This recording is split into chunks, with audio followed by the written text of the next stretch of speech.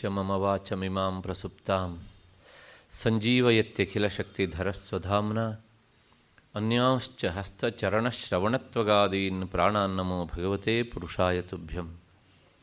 ಯಾವರ್ಣಪದವಾಕ್ಯಾರ್ಥಗದ್ಯಪದ್ಯಸ್ವರೂಪಿಣೀ ವಾಚಿ ನರ್ತಯತು ಕ್ಷಿಪ್ರಂ ಮೇಧಾನ್ ದೇವಿ ಸರಸ್ವತಿ. ಮೂಕಂ ಕರೋತಿ ವಾಚಾಲಂ ಪಂಗುಂ ಲಂಘಯತೆ ಗಿರಿಂ ಯತ್ಕೃಪಾತಮಹಂ ವಂದೇ ಪರಮಾನಂದಮಾಧವಂ. ನಾರಾಯಣಃ ಪರೋ ವ್ಯಕ್ತಾದಂಡಮವ್ಯಕ್ತ ಸಂಭವಂ ಅಂಡಸ್ಯಾಂತಸ್ತ್ವಿಮೇ ಲೋಕಾಃ ಸಪ್ತದ್ವೀಪಾ ಚ ಮೇದಿನಿ. ಶ್ರುತಿಸ್ಮೃತಿಪುರಾಣಾನಾಂ ಆಲಯಂ ಕರುಣಾಲಯಂ ನಮಾಮಿ ಭಗವತ್ಪಾದಂ ಶಂಕರಂ ಲೋಕಶಂಕರಂ. ನಮಸ್ತಸ್ಮೈ ಭಗವತೆ ಶಂಕರಾಚಾರ್ಯರೂಪಿಣೆ ಯೇನ ವೇದಾಂತವಿದ್ಯೇಯಂ ಉದ್ಧೃತಾ ವೇದಸಾಗರಾತ್. ನನ್ನ ಭಗವದ್ಗೀತಾ ಬಂಧುಗಳೇ ಮತ್ತು ಪ್ರಾಯೋಜಕರೇ ಹಾಗೂ ಅವರ ಪರಿವಾರದವರೇ, ನಿಮ್ಮೆಲ್ಲರ ಹೃದಯ ಮಂದಿರವನ್ನು ಬೆಳಗ್ತಾ ಇರುವಂತಹ ಆ ಮಹಾಚೇತನಕ್ಕೆ ವಂದಿಸ್ತಾ ನನ್ನ ಇವತ್ತಿನ ಕೆಲಸಕ್ಕೆ ನಾನು ಮುಂದಾಗ್ತಾ ಇದ್ದೇನೆ. ನಿನ್ನೆ ದಿವಸ ನಾವು ಈ 23ನೆಯ ಶ್ಲೋಕದಲ್ಲಿ ನಿಂತು ಚಿಂತನೆಯನ್ನು ಮಾಡ್ತಾ ಇದ್ವಿ. ಅಲ್ಲಿ ರುದ್ರಾಣಾಂ ಶಂಕರಶ್ಚಾಸ್ಮಿ ವಿತ್ತೇಶೋ ಯಕ್ಷರಕ್ಷಸಾಂ ಎನ್ನುವಂಥ ಮಾತನ್ನು ಕೃಷ್ಣ ಹೇಳಿದ್ದ. ಆ ಶ್ಲೋಕದ ಪೂರ್ವಾರ್ಧದ ಮೊದಲನೆಯ ವಾಕ್ಯಖಂಡ ರುದ್ರಾಣಾಂ ಶಂಕರಶ್ಚಾಸ್ಮಿ, ಈ ವಾಕ್ಯದ ಒಂದು ಭಾಗವನ್ನು ನಾನು ವಿವರಿಸಿದ್ದೆ. ರುದ್ರರು ಎಷ್ಟು ಅಂತಂದರೆ ಅಸಂಖ್ಯಾತಾ ಸಹಸ್ರಾಣಿ ಸ್ಮರ್ಯತೆ ನ ಚ ದೃಶ್ಯತೆ ಅಂಥೇಳಿ, ಮತ್ತು ಆ ರುದ್ರ ಎನ್ನುವಂತಹ ಶಬ್ದಕ್ಕೆ ವಿವರಣೆಯನ್ನು ಕೊಟ್ಟಿದ್ದೆ. ಇಷ್ಟು ಆದ ಮೇಲೆ ಈ ರುದ್ರ ಎನ್ನುವಂಥ ಶಬ್ದದ ವಿವರಣೆಯನ್ನು ನೋಡಿ ಆದ ಮೇಲೆ ರುದ್ರರು ಎಷ್ಟು ಅನ್ನೋದಕ್ಕೆ ನಮ್ಮ ವೈದಿಕ ಸಾಹಿತ್ಯದಲ್ಲಿ ಒಂದು ವಿವರಣೆ ಸಿಗ್ತದೆ. ಆ ವಿವರಣೆ ಪ್ರಕಾರ ಏಕಾದಶ ರುದ್ರರು ಅಂತ. ಹಾಗಾಗಿಯೇ ನಮ್ಮಲ್ಲಿ ಏಕಾದಶ ರುದ್ರಾಭಿಷೇಕ ಎನ್ನುವಂತಹ ಈ ಎಲ್ಲ ಪದ್ಧತಿ ಜಾರಿಗೆ ಬಂದದ್ದು. ಆ ಏಕಾದಶ ರುದ್ರರು ಯಾರು ಅಂದರೆ ಮೃಗವ್ಯಾಧಶ್ಚ ಶರ್ವಶ್ಚ ನಿರ್ರತಿಶ್ಚ ಅಜೈಕಪಾತ್ ಅಹಿರ್ಬುದ್ಧಿನಃ ಪಿನಾಕೀಚ ಭವನಾಥೋ ಮಹೇಶ್ವರಃ ಕಪರ್ದಿ ಸ್ಥಾಣುರೀಶಾನಃ ರುದ್ರ ಏಕಾದಶ ಸ್ಮೃತಾಃ. ಹೀಗೆ 11 ಜನ ರುದ್ರರ ಹೆಸರು. ನಾನು ಇದನ್ನು ಶ್ಲೋಕ ರೂಪದಲ್ಲಿ ಹೇಳಿದೆ, ಒಮ್ಮೆ ಬಿಡಿಸಿ ಹೇಳಿಬಿಡ್ತೇನೆ. ಮೊದಲನೆಯವನು ಮೃಗವ್ಯಾಧ, ಅದಾದ ಮೇಲೆ ಶರ್ವ ಅಂತ 2ನೆಯ ರುದ್ರನ ಹೆಸರು, 3ನೆಯ ರುದ್ರನ ಹೆಸರು ನಿರರತಿ ಅಂತ, ಮತ್ತು 4ನೆಯವನು ಅಜೈಕಪಾತ್ ಅಂತ. ಇಲ್ಲಿಗೆ 4 ಜನರಾದರು. ಅಹಿರ್ಬುದ್ಧಿನಃ 5ನೆಯವನು, 6ನೆಯವನು ಪಿನಾಕಿ. ಪಿನಾಕ ಅಂದರೆ ಶಿವನ ಧನಸ್ಸು, ಆ ಧನಸ್ಸನ್ನು ಹಿಡಿದವನಾದ್ದರಿಂದ ಅವನಿಗೆ ಪಿನಾಕಿ ಅಂತ ಹೆಸರು. ಮತ್ತು ಭವನಾಥ, ಇದು 7ನೆಯ ಹೆಸರು. ಮಹೇಶ್ವರ ಎನ್ನುವಂಥದ್ದು 8ನೆಯ ರುದ್ರನ ಹೆಸರು. ಇದಾದ ಮೇಲೆ ಕಪರ್ದಿ. ಕಪರ್ದ ಅಂದರೆ ಈ ಕೂದಲುಗಳ ರಾಶಿ, ಅದು ಉಳ್ಳವನಾದ್ದರಿಂದ ಅವನನ್ನು ಕಪರ್ದಿ ಅಂತ ಕರೀತಾರೆ. ಊರ್ಧ್ವಕೇಶ, ವ್ಯೋಮಕೇಶ ಅಂತಲೂ ಸಹ ಅವನನ್ನು ಕರೀತಾರೆ. ಮತ್ತು ಸ್ಥಾಣು. ಸ್ಥಾಣು ಅಂದರೆ ಅವನು ಈ ಲಿಂಗಾಕಾರವನ್ನು ತಾಳಿ ಅಚಲನಾಗಿ ನಿಂತದ್ರಿಂದ ಅವನನ್ನು ಸ್ಥಾಣು ಅಂತ ಕರೀತಾರೆ. ಅದಾದಮೇಲೆ ಈಶಾನಃ, ಎಲ್ಲ ವಿದ್ಯೆಗಳಿಗೆ ಒಡೆಯನಾದಂತಹ ಆ ರುದ್ರನನ್ನು ಈಶಾನ ಅಂತ ಕರೀತಾರೆ. ಅಲ್ಲಿಗೆ 11 ಜನ ರುದ್ರರಾದರು. ಇಲ್ಲಿ ಕೃಷ್ಣ ಹೇಳ್ತಾನೆ ರುದ್ರಾಣಾಂ ಶಂಕರಶ್ಚಾಸ್ಮಿ. ಈ ರುದ್ರರಲ್ಲಿ 11 ಜನ ರುದ್ರರಲ್ಲಿ ನಾನು ಶಂಕರ ಎನ್ನುವಂಥ ಹೆಸರಿನ ರುದ್ರನಿದ್ದೇನೆ ಅಂತ. ಈ ಶ್ಲೋಕವನ್ನು ಕೇಳಿದಾಗ ನಿಮಗೊಂದು ಸಂಶಯ ಬರ್ತದೆ. ಈ 11 ಜನ ರುದ್ರರ ಹೆಸರನ್ನು ನೀವು ಹೇಳಿದ್ರಿ, ಅದರಲ್ಲಿ ಶಂಕರ ಎನ್ನುವಂಥ ಹೆಸರೇ ಇಲ್ವಲ್ಲ ಅಂತ ಅಲ್ವಾ? ಶಂಕರ ಅಂದರೆ ನಾನು ಹೇಳಿದೆ ಅದರ ನಿಷ್ಪತ್ತಿ ಶಂ ಕರೋತೀತಿ ಶಂಕರ ಅಂತ. ಆ ಅರ್ಥವನ್ನು ಕೊಡುವಂತಹ ಶಬ್ದ ಇಲ್ಲಿ ನಮಗೆ ನೇರವಾಗಿ ಸಿಗುವಂತಹ ಶಬ್ದ ಈಶಾನಃ ಎನ್ನುವಂಥ ಶಬ್ದ. ಈಶಾನ ಅಂದರೂ ಅದೇ ಅರ್ಥ, ಶಂಕರ ಅಂದ್ರೂ ಅದೇ ಅರ್ಥ. ಅಷ್ಟು ಹಿನ್ನೆಲೆಯಲ್ಲಿ ರುದ್ರಾಣಾಂ ಶಂಕರಶ್ಚಾಸಿ. ಮತ್ತು ಈ ಏಕಾದಶ ರುದ್ರರ ಬಗ್ಗೆ ಇದು ಒಂದೇ ತರಹದ ಅಭಿಪ್ರಾಯ ಅಲ್ಲ. ಬೇರೆ ಬೇರೆ ಪುರಾಣಗಳಲ್ಲಿ ಏಕಾದಶ ರುದ್ರರ ಬಗ್ಗೆ ಬೇರೆ ಬೇರೆಯ ಅರ್ಥಗಳು ಸಹ, ಬೇರೆ ಬೇರೆ ಈ ರುದ್ರರ ಪಟ್ಟಿಯೂ ಸಹ ನಮಗೆ ಸಿಗ್ತದೆ. ಮತ್ತು ಇನ್ನೊಂದು ಕ್ರಮದಂತೆ ಹೋದಾಗ ಹರಿವಂಶ ಮತ್ತು ಪದ್ಮಪುರಾಣಗಳಲ್ಲಿ ಈ ಹೆಸರು ವ್ಯತ್ಯಾಸವಾಗಿ ನಮಗೆ ಕಾಣ್ತದೆ. ಅಜೈಕಪಾತ್ ಅಂತ ಪ್ರಾರಂಭ ಆಗುತ್ತೆ. ಈಗ ನಾನು ಹೇಳಿದಾಗ ಮೃಗವ್ಯಾಧ ಎನ್ನುವಂತಹ ಶಬ್ದದಿಂದ ಪ್ರಾರಂಭ ಆಗಿತ್ತು. ಅಹಿರ್ಬುದ್ಧ್ಯ, ಪಿನಾಕಿ, ಅಪರಾಜಿತ, ಋತ, ಪಿತೃರೂಪ, ತ್ರ್ಯಂಬಕ, ವೃಷಾಕಪಿ, ಶಂಭು, ಹವನ ಮತ್ತು ಈಶ್ವರ ಅಂತ. ನೋಡಿ, ಈ 11 ಜನ ರುದ್ರರ ಪಟ್ಟಿಯಲ್ಲೂ ಶಂಕರ ಎನ್ನುವಂಥ ಹೆಸರಿಲ್ಲ. ಹಾಗಿದ್ರೆ ಇಲ್ಲಿ ಯಾರು ಶಂಕರ ಅಂದರೆ ಶಂಭು, ಶಂಭವತೀತಿ ಶಂಭು ಅಂತ. ಹಾಗೆ ಶಂಭಾವಯತೀತಿ ಶಂಭು ಅಂತ. ಇಷ್ಟು ಅರ್ಥದ ಹಿನ್ನೆಲೆಯಲ್ಲಿ ಈ 11 ಜನ ರುದ್ರರು, ಅವರಲ್ಲಿ ನಾನು ಶಂಕರ ಎನ್ನುವಂತಹ ಹೆಸರಿನ ರುದ್ರನಿದ್ದೇನೆ. ಏಕೆಂದರೆ ಆ ಹೆಸರಿನಲ್ಲಿ ವಿಶೇಷವಾಗಿ ನನ್ನ ಸಾನ್ನಿಧ್ಯ ಇದೆ ಅಂತ. ಇಷ್ಟಾದ ಮೇಲೆ ವಿತ್ತೇಶೋ ಯಕ್ಷರಕ್ಷಸಾಂ, ಈ ಯಕ್ಷ ರಾಕ್ಷಸರಲ್ಲಿ ನಾನು ವಿತ್ತೇಶ. ವಿತ್ತೇಶ ಅಂದರೆ ವಿತ್ತ ಅಂದರೆ ದುಡ್ಡು, ಈಶ ಅಂದರೆ ಅದಕ್ಕೆ ಒಡೆಯ, ಅಂದರೆ ಅರ್ಥಪತಿ ಅಂತ ಅರ್ಥ. ದೇವತೆಗಳಲ್ಲಿ ಅರ್ಥಪತಿ ಯಾರು ಅಂದರೆ ಕುಬೇರ. ಆದ್ದರಿಂದ ಈ ಯಕ್ಷರಲ್ಲಿ ನಾನು ಕುಬೇರನಿದ್ದೇನೆ. ಯಾವನು ಭಗವಂತನನ್ನು ಈ ರೂಪದಿಂದ ಆರಾಧನೆ ಮಾಡ್ತಾನೋ ಅವನಿಗೆ ವಿಶೇಷವಾಗಿ ಆರ್ಥಿಕವಾದಂಥ ಅನುಕೂಲ ಆಗ್ತದೆ ಎನ್ನುವಂಥದ್ದು ಪ್ರಾಚೀನರ ಅಭಿಪ್ರಾಯ. ಹಾಗಾಗಿ ಈ ಕುಬೇರನ ರೂಪದಲ್ಲಿ ಭಗವಂತ ವಿಶೇಷವಾಗಿ ಸನ್ನಿಹಿತನಿದ್ದಾನೆ ಅಂತ. ಹಾಗಾಗಿ ದೇವತೆಗಳಿಗೆ ಯಾವುದೇ ರೀತಿಯ ಆರ್ಥಿಕ ಸಹಾಯ ಬೇಕಾದ್ರೂ ಅವರು ವಿತ್ತೇಶನಾದಂತಹ ಕುಬೇರನನ್ನೇ ಶರಣು ಹೋಗುವಂಥದ್ದು. ಅದರ ಜೊತೆಗೆ ವಿಷ್ಣುವಿಗೂ ಮತ್ತು ಶಂಕರನಿಗೂ ಅತ್ಯಂತ ಆತ್ಮೀಯ ಸ್ನೇಹಿತ ಈ ಕುಬೇರ. ಅದರಿಂದ ಕೃಷ್ಣ ಹೇಳ್ತಾನೆ, ಕುಬೇರನಲ್ಲಿ ನಾನು ವಿಶೇಷವಾಗಿ ಸನ್ನಿಹಿತನಾಗಿದ್ದೇನೆ. ಆದ್ದರಿಂದ ನನ್ನನ್ನು ನೀನು ಆರಾಧನೆ ಮಾಡಬೇಕು ಅಂತಾದರೆ ಆ ರೂಪದಿಂದಲೂ ಆರಾಧನೆ ಮಾಡಬಹುದು. ವಿತ್ತೇಶೋ ಯಕ್ಷರಕ್ಷಸಾಂ. ಇಷ್ಟಾದ ಮೇಲೆ ವಸೂನಾಂ ಪಾವಕಶ್ಚಾಸ್ಮಿ. ಈ ವಸುಗಳಲ್ಲಿ ನಾನು ಪಾವಕ ಎನ್ನುವಂಥ ಹೆಸರಿನ ವಸುವಾಗಿದ್ದೇನೆ ಅಂತ. ಎಷ್ಟು ಜನ ವಸುಗಳು ಅಂದರೆ ಅಷ್ಟವಸುಗಳು ಅಂತ. ಆ ಅಷ್ಟವಸುಗಳ ಹೆಸರನ್ನೂ ಸಹ ನಮ್ಮ ಪುರಾಣ ಸಾಹಿತ್ಯ ಕೊಡ್ತದೆ. ಮೊದಲನೆಯವನು ಧರ, ಎರಡನೆಯವನು ಧ್ರುವ, ಮೂರನೆಯವನು ಸೋಮ, ನಾಲ್ಕನೆಯವನು ಸವಿತ, ಐದನೆಯವನು ಅನಿಲಃ, ಆರನೆಯವನು ಅನಲಃ, ಏಳನೆಯವನು ಪ್ರತ್ಯೂಷಃ, ಎಂಟನೆಯವನು ಪ್ರಭಾಸಃ. ಹೀಗೆ ಅಷ್ಟೌ ವಸವಃ ಸ್ಮೃತಃ. 8 ಜನ ವಸುಗಳು ಅಂತ. ಇಲ್ಲಿ ಈ ಆರನೆಯವನು ಅನಲಃ ಅಂತ. ಅನಲಃ ಅಂದರೆ ಬೆಂಕಿ ಅಂತ, ಅನಿಲ ಅಂದರೆ ಗಾಳಿ, ಅನಲ ಅಂತ.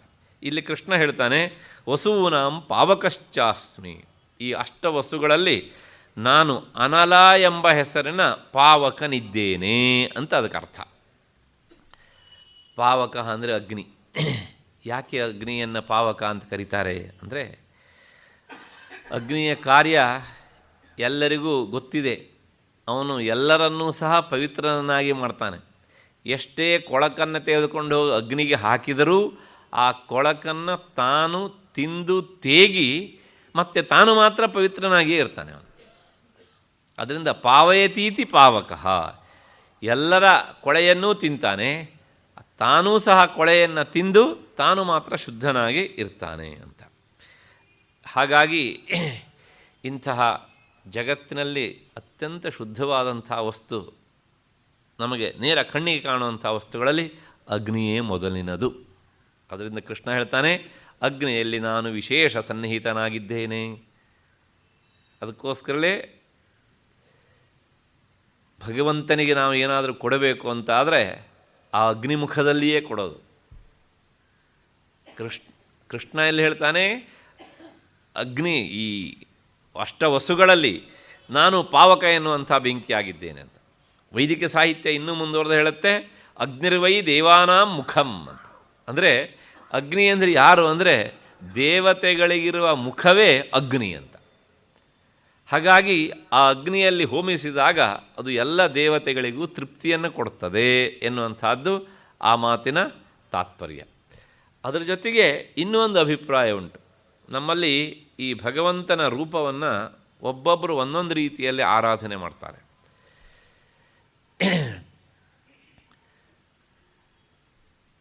ಈ ವೈದಿಕರಿಗೆ ಭಗವಂತನ ರೂಪವನ್ನು ಅಗ್ನಿಯಲ್ಲೇ ಕಾಣುವುದು ಹೆಚ್ಚು ಸಮಾಧಾನ ಅಂತ. ಉಪಾಸಕಾನಾಂ ಕಾರ್ಯಾರ್ಥಂ ಬ್ರಹ್ಮಣೋ ರೂಪಕಲ್ಪನ. ಉಪಾಸಕರ ಕಾರ್ಯಸಾಧನೆಗಾಗಿ ನಿರ್ಗುಣ ನಿರಾಕಾರನಾದಂತಹ ಬ್ರಹ್ಮವಸ್ತುವಿಗೆ ಒಂದು ರೂಪವನ್ನು ನಮ್ಮವರು ಕೊಟ್ಟಿದ್ದಾರೆ. ಆ ಹಿನ್ನೆಲೆಯಲ್ಲಿ ಈ ಅಗ್ನಿಯನ್ನು ವೈದಿಕರು ತಮ್ಮ ಆರಾಧ್ಯ ದೇವತೆ ಅಂತ ಆಯ್ಕೆ ಮಾಡಿಕೊಂಡಿದ್ದಾರೆ. ಯಾಕೆ ಅಂದರೆ ಮನುಷ್ಯನ ಸ್ವಭಾವ, ನಾವು ಇನ್ನೊಬ್ಬರಿಗೆ ಏನಾದ್ರು ಒಂದು ಕೊಟ್ಟಾಗ ಅವನು ನಮ್ಮ ಎದುರಿನಲ್ಲೇ ತಿಂದರೆ ಹೆಚ್ಚು ಸಮಾಧಾನ. 2 ತಾಸು ಪೂಜೆ ಮಾಡಿದರೂ ನೈವೇದ್ಯಕ್ಕಿಂತ ವಸ್ತುಗಳು ಹಾಗೇ ಇರ್ತವೆ. ನಮ್ಮಂತರಿಗೆ ಅದು ಹೆಚ್ಚು ತೃಪ್ತಿ, ಯಾಕೆಂದರೆ ಆಮೇಲೆ ನಮಗೆ ಸಿಗ್ತದೆ ಅಂತ. ಅದು ನಿಜವಾಗಿ ನಾನು ಕೊಟ್ಟಿದ್ದನ್ನು ಭಗವಂತ ತಿನ್ನಬೇಕು ಅಂತ ಬಯಸುವಂಥ ಸಾಧಕರಿಗೆ ಅಗ್ನಿಯ ಆರಾಧನೆ ಅನಿವಾರ್ಯ ಆಗ್ತದೆ. ಯಾಕೆಂದರೆ ನಾವು ಕೊಟ್ಟಿದ್ದನ್ನು ನೇರ ತನ್ನ ಕೆನ್ನಾಲಿಗೆಯನ್ನು ಚಾಚಿ ತಿನ್ನುವಂಥವನು ಒಬ್ಬ ಇದ್ದರೆ ಆತ ಅಗ್ನಿ ಮಾತ್ರ. ಆ ಹಿನ್ನೆಲೆಯಲ್ಲಿ ಅಗ್ನಿರ್ವೈ ದೇವಾನಾಂ ಮುಖಂ ಅಂತ. ಮತ್ತು ಇನ್ನೊಂದು ಮಾತುಂಟು, ಪ್ರತಿಮಾಸು ಅಲ್ಪಬುದ್ಧೀನಾಂ. ಒಬ್ಬೊಬ್ಬರು ಒಂದೊಂದು ಕಡೆಗೆ ಭಗವಂತನನ್ನು ಕಾಣ್ತಾರೆ. ಸಾಮಾನ್ಯ ನಮ್ಮಂಥ ಮಂದಬುದ್ಧಿ ಅವರಿಗೆ ಭಗವಂತ ಎಲ್ಲಿದ್ದಾನೆ ಅಂದರೆ ನಮ್ಮನೆಯ ದೇವರ ಪೀಠದಲ್ಲಿರುವಂಥ ವಿಗ್ರಹದಲ್ಲಿ ಮಾತ್ರ ಇದ್ದಾನೆ, ಅದರ ಆಚೆ ಇಲ್ಲ. ಪಕ್ಕದ ಮನೆಯವರು ಅದೇ ವಿಗ್ರಹ ಪೂಜೆ ಮಾಡಿದರೂ ನಮಗೆ ಸಂಶಯ ಅಲ್ಲಿದ್ದಾನೋ ಇಲ್ವೋ ಅಂತ. ನಮ್ಮ ಮನೆಯಲ್ಲಿ ಅವನಿದ್ದಾನೆ, ಯಾಕೆ ನಮ್ಮಲ್ಲಿ ಆ ವಿಗ್ರಹ ಇದೆ, ಹಾಗಾಗಿ ಅವನಿದ್ದಾನೆ. ಪ್ರತಿಮಾಸು ಅಲ್ಪಬುದ್ಧೀನಾಂ. ಮತ್ತು ಸರ್ವತ್ರ ಸಮದರ್ಶಿನಾಂ. ಜ್ಞಾನಿಗಳಾದವರಿಗೆ ಎಲ್ಲ ಕಡೆಯೂ ಭಗವಂತ ಇದ್ದಾನೆ. ಆದರೆ ನಮಗೆ ಈ ರೀತಿಯಲ್ಲಿ ವಿಚಾರ ಮಾಡಲಿಕ್ಕೆ ಆಗೋದಿಲ್ಲ. ಇನ್ನು ಋಷಿಮುನಿಗಳಿಗೆ ಹೃದಯದಲ್ಲಿದ್ದಾನೆ, ವೇದಜ್ಞರಿಗೆ ಎಲ್ಲಿದ್ದಾನೆ? ಅಗ್ನಿಯಲ್ಲಿದ್ದಾನೆ. ಇಷ್ಟು ಹಿನ್ನೆಲೆಯಲ್ಲಿ ಆ ಅಗ್ನಿ ಎನ್ನುವಂಥವನು ನನ್ನ ವಿಶೇಷ ಸಾನ್ನಿಧ್ಯವನ್ನು ಹೊತ್ತಿರುವವನು, ಹಾಗಾಗಿ ಅವನಲ್ಲಿ ನಾನು ಇದ್ದೇನೆ ಅಂತಾನೆ ಕೃಷ್ಣ. ಇಲ್ಲಿಗೆ ಈ 23ನೆಯ ಶ್ಲೋಕ ಆದಾಗಾಯಿತು.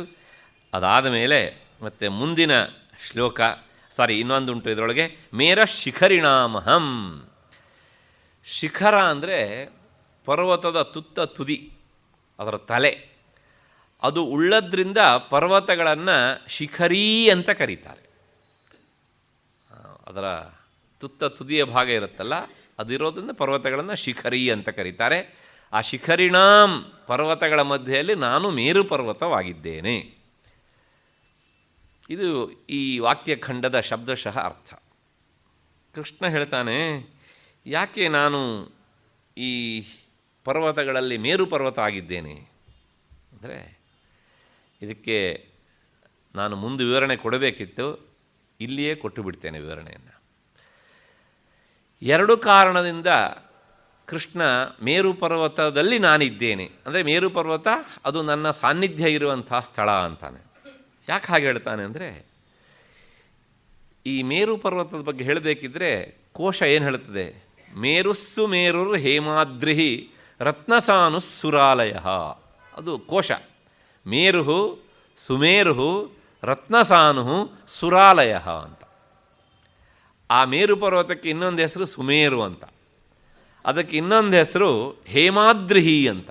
ಹೇಮ ಅಂದರೆ ಬಂಗಾರ, ಅದು ಬಂಗಾರದ ಪರ್ವತ. 2 ಅರ್ಥ ಅದಕ್ಕೆ. ಬಂಗಾರ ಬಣ್ಣದ ಪರ್ವತ ಅಂತ ಒಂದರ್ಥ, ಅದು ಬಂಗಾರವನ್ನು ಹೆತ್ತು ಕೊಡುವಂಥ ಪರ್ವತ ಅಂತ ಇನ್ನೊಂದರ್ಥ.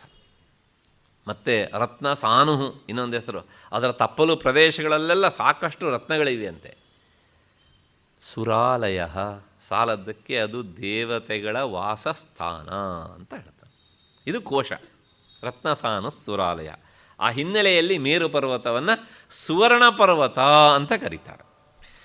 ಅಂದರೆ ಅದು ದೇವ ಪರ್ವತ, ಅದೇನು ಸಾಮಾನ್ಯ ಪರ್ವತ ಅಲ್ಲ. ನಿಮಗೆ ಕಥೆ ಗೊತ್ತು, ಪ್ರತಿದಿನವೂ ಸೂರ್ಯ ಜಗತ್ತನ್ನು ಸುತ್ತುತ್ತಾನೆ ಅಂತ ನಮ್ಮ ಪುರಾಣಗಳು ಹೇಳ್ತಾವಲ್ಲ. ಭೂಮಿ ಅವನ ಸುತ್ತಲೂ ಸುತ್ತುತ್ತದೆಯೋ ಅಥವಾ ಅವನು ಸುತ್ತುತ್ತಾನೋ ಆ ವಿಷಯ ಬೇರೆ. ಸದ್ಯಕ್ಕೆ ಏನಿದೆಯೋ ಅದನ್ನು ಒಪ್ಪಿಕೊಳ್ಳೋಣ ನಾವು. ಸೂರ್ಯ ಪ್ರದಕ್ಷಿಣೆ ಮಾಡ್ತಾನೆ. ಹಾಗೆ ಪ್ರದಕ್ಷಿಣೆ ಮಾಡುವಾಗ ಆತ ಪ್ರತಿದಿನವೂ ಸಹ ಈ ಮೇರು ಪರ್ವತಕ್ಕೆ ಪ್ರದಕ್ಷಿಣೆ ಹಾಕ್ತಾನಂತೆ. ಅಂದರೆ ಏನು ಹೇಳ್ದಂಗಾಯಿತು ಅಂದರೆ, ಈ ಜಗತ್ತು ಎನ್ನುವಂಥ ಅಂಗಳ ಇಲ್ಲೊಂದು ಎತ್ತರದ ಮೇಟಿ ಇದೆ. ಆ ಮೇಟಿಯನ್ನು ಸೂರ್ಯ ದಾಟಲಾರ, ಆತ ಪ್ರದಕ್ಷಿಣೆ ಹಾಕಿ ಬರಬೇಕು. ಈ ಕಡೆ ಬರಬೇಕು ಅಂದರೆ ಅಲ್ಲಿಂದ ಪ್ರದಕ್ಷಿಣೆ ಹಾಕಿ ಬರಬೇಕು, ಇಲ್ಲಿಂದ ಆ ಕಡೆ ಹೋಗಬೇಕು ಅಂದರೆ ಅದನ್ನು ಪ್ರದಕ್ಷಿಣೆ ಹಾಕ್ಕೊಂಡು ಹೋಗಬೇಕು ಅಂತ. ಈ ಪರ್ವತ ಇಷ್ಟು ಎತ್ತರ ಇದೆ ಎನ್ನುವಂಥದ್ದು ಈ ಮಾತಿನ ತಾತ್ಪರ್ಯ. ಇದರ ಎತ್ತರವನ್ನು, ಇದರ ಗಾಂಭೀರ್ಯವನ್ನು, ಇದರ ಯೋಗ್ಯತೆಯನ್ನು ನೋಡಿಯೇ ಅದರ ಪಕ್ಕದಲ್ಲಿರುವಂಥ ವಿಂಧ್ಯ ಪರ್ವತಕ್ಕೆ ಅಸೂಯೆ ಬಂದಿತ್ತಂತೆ. ಜಗತ್ತನ್ನೇ ಬೆಳಗುವಂಥ ಸೂರ್ಯ ನಿನ್ನನ್ನು ಸುತ್ತಾನಲ್ಲ, ಏನು ನಿಂದೇನು ಯೋಗ್ಯತೆ ಅಷ್ಟು ಅಂತ ಕೇಳಿದ್ನಂತೆ. ಮೇರು ಪರ್ವತ ಮಾತಾಡಲಿಲ್ಲಂತೆ, ನನ್ನ ಹತ್ರ ಯಾಕೆ ಕೇಳ್ತೀಯ ಅದನ್ನು, ಸುತ್ತೋ ಸೂರ್ಯನ ಕೇಳು ಅಂತ. ಆಗ ಈ ವಿಂಧ್ಯ ಪರ್ವತ ಕೇಳುತ್ತಂತೆ, ನೋಡು, ನೀರು ಮೇರುವನ್ನು ಸುತ್ತಾರು ಸುತ್ತು ಬಿಟ್ಟಾರು ಬಿಡು, ನಾಳೆಯಿಂದ ನನ್ನನ್ನು ಪ್ರದಕ್ಷಿಣೆ ಹಾಕಬೇಕು. ಸೂರ್ಯ ಹಿಡಿದಂತೆ, ಮೇರು ಪರ್ವತವನ್ನು ಸುತ್ತಬೇಕು ಎನ್ನುವಂಥದ್ದು ನನಗೆ ನಿಯತಿ, ಅಂದರೆ ಭಗವಂತನ ಆಜ್ಞೆ. ನಿನ್ನನ್ನು ಸುತ್ತಬೇಕು ಅಂತ ನನಗೆ ಆಜ್ಞೆ ಇಲ್ಲ, ಸುತ್ತೋಕ್ಕಾಗೋಲ್ಲ, ಸುತ್ತೋದಿಲ್ಲ ಅಷ್ಟೇ. ಹಾಗೋ ಮಾಡಿಸ್ತೀನಿ ನೋಡೋ, ನೀನು ನನ್ನನ್ನು ಸುತ್ತಲೇಬೇಕು ಅಂಥೇಳಿ ವಿಂಧ್ಯ ಪರ್ವತ ಬೆಳೆಯೋದಕ್ಕೆ ಪ್ರಾರಂಭ ಆಯಿತು. ಬೆಳೀತು. ಆ ಕಡೆಯಿಂದ ಬರಬೇಕಲ್ಲ, ಉತ್ತರದಿಂದ ದಕ್ಷಿಣಕ್ಕೆ ಬರಬೇಕು ಸೂರ್ಯ. ಬರೋದು ಹೇಗೆ? ಮಧ್ಯೆಯಲ್ಲಿ ಇದು ನಿಂತುಬಿಟ್ಟಿದೆ. ಇದು ದಿನ ಸಂಕಟ, ದಿನ ಬೆಳೀತಾನೇ ಇದೆ ಅದು. ಸೂರ್ಯನಿಗೆ ಇದನ್ನು ನಿಭಾಯಿಸೋದು ಕಷ್ಟ ಆಯಿತು. ಆಗ ಹೋಗಿ ಅಗಸ್ತ್ಯರಿಗೆ ವಿಷಯವನ್ನು ತಿಳಿಸಿದಂತೆ. ಅಗಸ್ತ್ಯರು, ಆಗ ಅವನು ನನ್ನ ಶಿಷ್ಯ, ತಾಳು ಬರ್ತೇನೆ ಅಂತ. ಅಗಸ್ತ್ಯರು ಆ ಕಡೆಯಿಂದ ಬಂದರು. ಬಂದ ತಕ್ಷಣ ಸೂರ್ಯ ವಿಂಧ್ಯ ಪರ್ವತ ನಮಸ್ಕಾರ ಮಾಡಿತು. ಏನು ಈ ಕಡೆ ಬಂದಿದ್ದಿಲ್ಲ? ಏನಿಲ್ಲ, ನಾನು ಆ ಕಡೆ ದಕ್ಷಿಣಕ್ಕೆ ಹೋಗಬೇಕು ಹೀಗೆ ಅಂತ. ನನ್ನಿಂದ ಏನಾಗಬೇಕು? ನಿನ್ನೇನು ನಾನು ವಾಪಸ್ ಬರುವವರೆಗೆ ನೀನು ಮತ್ತೆ ಬೆಳಗ್ಗೆ ಕೊಡೋದು ಹಾಗೇ ಇರಬೇಕು. ಯಾಕೆಂದ್ರೆ ನೀನು ಈ ಬೆಳೆದ್ಬಿಟ್ಟು ನನಗೆ ಬರಲಿಕ್ಕೆ ಆಗೋದಿಲ್ಲ. ನಾನು ಬರುವವರೆಗೆ ನೀನು ಈಗ ಹೇಗಿದ್ದೀಯೋ ಹಾಗೇ ಇರಬೇಕು ನೀನು. ಅಗ ಅಂದರೆ ಪರ್ವತ ಅಂತ. ಆ ಪರ್ವತವನ್ನು ಸ್ತ್ಯ ಅಂದರೆ ಸ್ತಂಭನ ಮಾಡಿದ್ದಿಂದ್ರೆ ಅವರಿಗೆ ಅಗಸ್ತ್ಯರು ಅಂತ ಹೆಸರು ಬಂತು. ಹಾಗಾಗಿ ಅಗಂ ಸ್ಥಗಯತಿ ಇತಿ ಅಗಸ್ತ್ಯ ಅಂತ. ಆ ವಿಂಧ್ಯ ಪರ್ವತವನ್ನು ಅಗಸ್ತ್ಯರು ತಡೆದು ಬೆಳೆಯುವುದನ್ನು ನಿಲ್ಲಿಸಿದರು. ಇದೇನಾರು ಬೆಳೆದು ಬಿಟ್ಟಿದ್ದರೆ ಮೇರು ಪರ್ವತದ ಯೋಗ್ಯತೆ ಏನಾಗ್ತಿತ್ತು? ಕಡಿಮೆ ಆಗ್ತಿತ್ತು. ಅಂದರೆ ಒಂದು ಸ್ವಾರಸ್ಯ ಉಂಟು. ಭಗವಂತ ತಾನು ಯಾರಲ್ಲಿ ವಿಶೇಷ ಸನ್ನಿಹಿತನಾಗ್ತಾನೋ ಅವರನ್ನು ಎಂದೂ ಕಡಿಮೆ ಆಗುವುದಕ್ಕೆ ಬಿಡೋದಿಲ್ಲ, ಅವರು ಕೆಳಕ್ಕೆ ಬೀಳೋದಕ್ಕೆ ಅವನು ಬಿಡೋದಿಲ್ಲ ಅನ್ನೋದಕ್ಕೆ ಇದೊಂದು ಕಥೆಯನ್ನು ನಾವು ಈ ರೀತಿಯಾಗಿ ತೆಗೆದುಕೊಳ್ಬಹುದು. ಅಗಸ್ತ್ಯರು ಬಂದರು, ನಾನು ಬರುವವರೆಗೆ ಪುನಃ ವಾಪಸ್ ಹೋಗೋವರೆಗೆ ನೀನು ಬೆಳಿಬಾರ್ದು ಅಂತ ಹೇಳಿದರು ಅವರು. ಅಗಸ್ತ್ಯರು ಆ ಕಡೆ ಹೋಗಲೇ ಇಲ್ಲ. ಇವತ್ತು ಬರ್ತಾರೆ, ನಾಳೆ ಬರ್ತಾರೆ ಅಂತ ಈ ವಿಂಧ್ಯ ಪರ್ವತ ಕಾದ್ಕೊಂಡು ಹಾಗೆ ಕೂತಿತು. ಪರಿಣಾಮ ಅದರ ಬೆಳವಣಿಗೆ ನಿಂತಿತು. ಸೂರ್ಯನ ಈ ಚಲನೆಗೆ ಉಪದ್ರವ ತಪ್ಪಿತು. ಅಷ್ಟು ಹಿನ್ನೆಲೆಯಲ್ಲಿ ಈ ಮೇರು ಪರ್ವತಕ್ಕೆ ಯಾವುದು ಸಾಟಿ ಅಂದರೆ ಅದಕ್ಕೆ ಅದೇ ಸಾಟಿ. ಮುಂದೆ ಹಿಮಾಲಯಕ್ಕೆ ಸಂಬಂಧಪಟ್ಟ ಹಾಗೆ ಮಾತು ಬರುತ್ತೆ. ಆ ಸಂದರ್ಭದಲ್ಲಿ ಅದಕ್ಕೆ ಸಂಬಂಧಪಟ್ಟ ಮಾತನ್ನು ಬೇರೆ ರೀತಿಯಲ್ಲಿ ವಿವರಿಸ್ತೇನೆ. ಅಷ್ಟು ಹಿನ್ನೆಲೆಯಲ್ಲಿ ಮೇರು ಶಿಖರಿಣಾಮಹಂ. ಈ ಎಲ್ಲ ಮಾತುಗಳ ಜೊತೆಗೆ ಒಂದು ಮಾತನ್ನು ನಾನು ಹೇಳ್ತೇನೆ. ಸಾಮಾನ್ಯವಾಗಿ ಈ ಮೇರು ಪರ್ವತಕ್ಕೆ, ಸುಮೇರು ಪರ್ವತಕ್ಕೆ ಹೋಗುವುದು ಅತ್ಯಂತ ಕಷ್ಟ ಅಂತ ಹೇಳ್ತಾರೆ. ಯಾಕೆಂದರೆ ಸಾಕ್ಷಾತ್ ಪರಮೇಶ್ವರನ ವಾಸಸ್ಥಾನ ಅದು. ಹಾಗಾಗಿ ಅಲ್ಲಿ ಎಲ್ಲ ದೇವತೆಗಳು ವಾಸ ಮಾಡಿದ್ದಾರೆ. ಮಾನಸ ಸರೋವರಕ್ಕೆ ಹೋಗುವವರು ಹೇಳ್ತಾರೆ, ಹೋಗಿ ಬಂದವರು, ಆ ಮಾನಸ ಸರೋವರದಲ್ಲಿ ನಿಂತು ನಾವು ಮೇರು ಪರ್ವತವನ್ನು ನೋಡಬಹುದು ಅಂತ. ಸಾಕ್ಷಾತ್ ಪರಮೇಶ್ವರನ ಆವಾಸ ಸ್ಥಾನ ಅದು ಎರಡೂ ಸಹ, ಮಾನಸ ಸರೋವರಬಹುದು ಮತ್ತು ಮೇರು ಪರ್ವತಬಹುದು. ನಮ್ಮ ದೇಶದಲ್ಲಿರುವಂಥ ಪ್ರಸಿದ್ಧವಾದಂಥ ಶಕ್ತಿಪೀಠಗಳಲ್ಲಿ ಇವೆಲ್ಲ ಪ್ರಮುಖವಾದಂಥ ಶಕ್ತಿಪೀಠಗಳು. ಆ ಮಾನಸ ಸರೋವರದಲ್ಲಂತೂ ಪರಮೇಶ್ವರ ಶಿವೆಯೊಂದಿಗೆ ಸದಾ ವಿಹರಿಸ್ತಾನೆ, ಅಲ್ಲಿ ಅವನು ಸ್ನಾನ ಮಾಡ್ತಾನೆ ಎನ್ನುವಂಥ ಪ್ರಸಿದ್ಧಿ ಉಂಟು. ಅಷ್ಟು ಹಿನ್ನೆಲೆಯಲ್ಲಿ ಆ ಮೇರು ಪರ್ವತ ಸಾಕ್ಷಾತ್ ಪರಮೇಶ್ವರನೇ ಅದು. ಅಷ್ಟರ ಮಟ್ಟಿಗೆ ನಮ್ಮ ವೈದಿಕ ಸಾಹಿತ್ಯದಲ್ಲಿ ಅದಕ್ಕೆ ಗೌರವ ಉಂಟು. ಇಷ್ಟು ಆದಮೇಲೆ ಈ ಶ್ಲೋಕದ ವಿವರಣೆ ಇಲ್ಲಿಗೆ ಸಾಕು ಅಂತ ಅಂದ್ಕೊಳ್ಳೋಣ. ಮತ್ತು ಮುಂದಿನ ಶ್ಲೋಕ, ಪುರೋಧಸಾಂಚ ಮುಖ್ಯಂ ಮಾಂ ವಿದ್ಧಿ ಪಾರ್ಥ ಬೃಹಸ್ಪತಿಂ ಸೇನಾನೀನಾಂ ಅಹಂ ಸ್ಕಂದಃ ಸರಸಾಂ ಅಸ್ಮಿ ಸಾಗರಃ. ನಾನು ಈ ಪುರೋಧಸರು ಅಂದರೆ ಪುರೋಹಿತರು ಅಂತ ಅರ್ಥ. ಈ ಪುರೋಹಿತರುಗಳಲ್ಲಿ ನಾನು ಏನಾಗಿದ್ದೇನೆ ಅಂದರೆ ನಾನು ಬೃಹಸ್ಪತಿಯಾಗಿದ್ದೇನೆ. ಮತ್ತು ಸೇನಾನೀನಾಂ ಅಹಂ ಸ್ಕಂದಃ, ಸೇನಾ ನಾಯಕರುಗಳಲ್ಲಿ ನಾನು ಸ್ಕಂದನಾಗಿದ್ದೇನೆ. ಸ್ಕಂದ ಅಂದರೆ ಷಣ್ಮುಖ. ಮತ್ತು ಸಾಗರಗಳಲ್ಲಿ ನಾನು ಸಮುದ್ರವಾಗಿದ್ದೇನೆ, ಸಾಗರ ಆಗಿದ್ದೇನೆ ಅಂತ. ಸರೋವರಗಳಲ್ಲಿ ನಾನು ಸಮುದ್ರವಾಗಿದ್ದೇನೆ ಎನ್ನುವಂಥದ್ದು ಈ ಮಾತಿನ ತಾತ್ಪರ್ಯ. ಸ್ವಲ್ಪ ವಿವರಣೆಯನ್ನು ನಾವು ನೋಡಬೇಕು. ಈಗ ಕೃಷ್ಣ ಎಷ್ಟನೇದು ಹೇಳ್ತಿದ್ದಾನೆ? ಪುರೋಧಸಾಂಚ ಮುಖ್ಯಂ ಮಾಂ. ಇದು ಕೃಷ್ಣ ಹೇಳ್ತಾ ಇರುವಂಥ 13ನೆಯ ವಿಭೂತಿ. ನಿನ್ನೆ ದಿವಸ ಇಂದ್ರನ ಬಗ್ಗೆ ನಾವು ಸ್ವಲ್ಪ ತಿಳ್ಕೊಂಡಿದ್ವಿ. ಇಂದ್ರ ಅವನು ದೇವಪತಿ, ಅವನಿಗೆ ಶತಕೃತು ಅಂತ ಬಿರುದುಂಟು. 100 ಅಶ್ವಮೇಧ ಯಾಗಗಳನ್ನು ಮಾಡಿದವನು ಇಂದ್ರ ಪದವಿಗೆ ಅರ್ಹನಾಗ್ತಾನೆ ಅಂತ. ಅಂದರೆ ಅವನು ದೇವತೆಗಳಿಗೆಲ್ಲ ಒಡೆಯ, ದೇವ ಮುಖ್ಯ. ಇಂತಹ ದೇವೇಂದ್ರನಿಗೆ ಪುರೋಹಿತ ಯಾರು ಅಂದರೆ ಬೃಹಸ್ಪತಿ.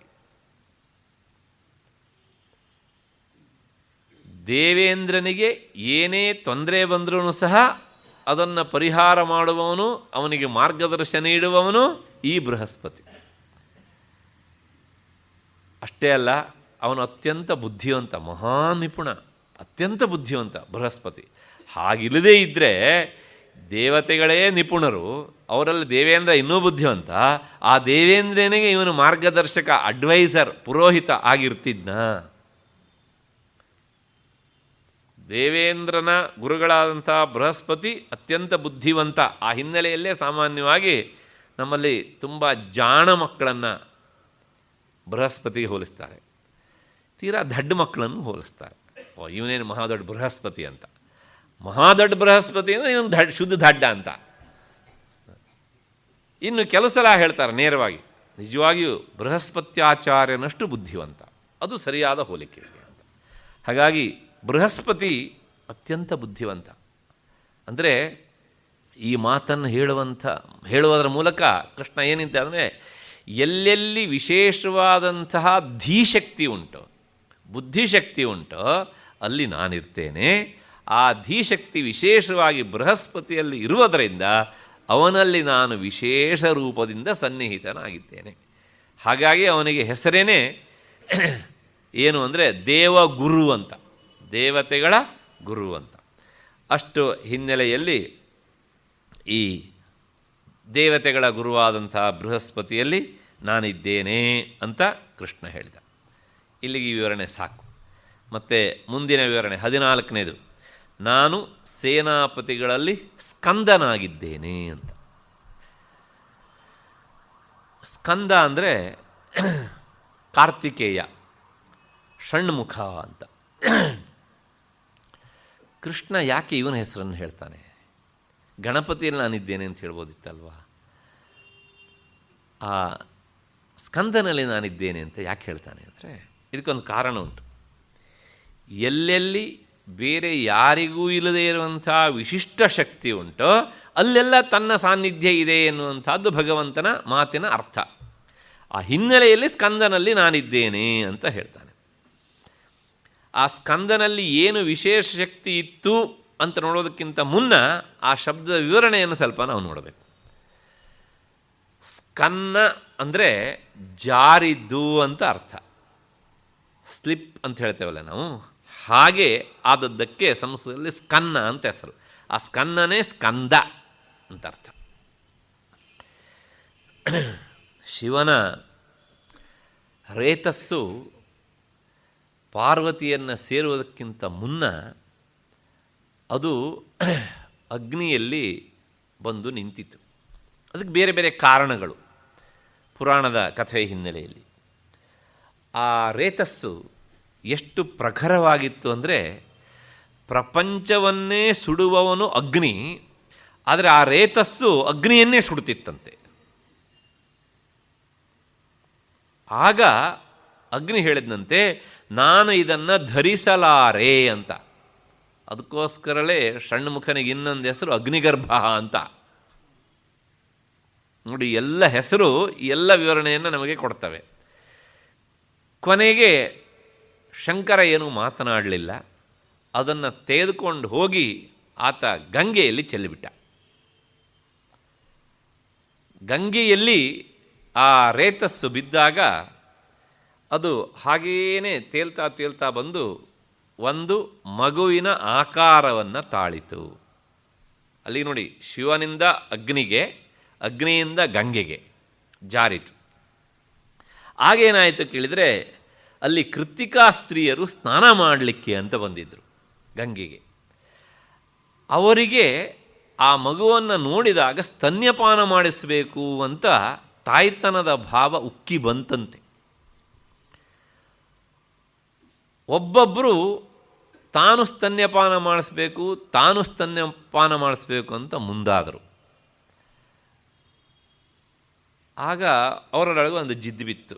ಏನು ಅಂದರೆ, ನಾನೇ ಮೊದಲು ಮಾಡಿಸ್ಬೇಕು ಅಂತ. ಇದನ್ನು ಕೇಳಿಸಿಕೊಂಡಂತಹ ಆ ಮಗು ತಕ್ಷಣ, ಅವರು 6 ಜನ ಇದ್ದರು ಕೃತ್ತಿಕಾ ಸ್ತ್ರೀಯರು, 6 ಮುಖವನ್ನು ತಾಳಿತಂತೆ. ಅಲ್ಲಿಗೆ ಒಂದೊಂದು ಮುಖಕ್ಕೆ ಒಬ್ಬೊಬ್ಬ ಕೃತ್ತಿಕಾ ಸ್ತ್ರೀ ಸ್ತನ್ಯಪಾನ ಮಾಡಿಸಿದಾಗ ಎಲ್ಲರೂ ಅವರವರ ದೃಷ್ಟಿಯಲ್ಲಿ ಮೊದಲು ಮಾಡಿಸ್ದಂಗೆ ಆಯ್ತಲ್ಲ. ಹಾಗಾಗಿ ಈ 6 ಜನ ಕೃತ್ತಿಕಾ ಸ್ತ್ರೀಯರಿಂದ ಸ್ತನ್ಯಪಾನವನ್ನು ಮಾಡೋದಕ್ಕೋಸ್ಕರ ಆತ ಏನಾದ ಕೇಳಿದರೆ ಷಣ್ಮುಖನಾದ. 6 ಮುಖದವನು. ಷಟ್ ಅಂದರೆ 6, ಷಟ್ ಮುಖ, ಮುಂದ್ಗಡೆ ಮಕಾರ ಇದ್ದರಿಂದ ಆ ಟಕಾರ, ಷಟ್ಟನ್ನಲ್ಲಿರೋ ಟಕಾರ ಅದು ನಕಾರ ಆಗುತ್ತೆ, ಷಣ್ಮುಖ ಅಂತ. ಹೇಳಲಿಕ್ಕೆ ಬರದೇ ಇದ್ದರೆ ಷಣ್ಮುಖ ಅಂತ ಆಗಿಬಿಡುತ್ತೆ. ಈ ಹಿನ್ನೆಲೆಯಲ್ಲೇ ಈ ತಮಿಳವರು ಅವನನ್ನು ಆರ್ಮುಗಂ ಅಂತ ಕರೆಯೋದು ಅಂತ, 6 ಮುಖವುಳ್ಳವನು ಅಂತ. ಮೂಲ ಇಲ್ಲಿರೋದು ಸಂಸ್ಕೃತ ಸಾಹಿತ್ಯದಲ್ಲಿ ಷಣ್ಮುಖ ಅಂತ.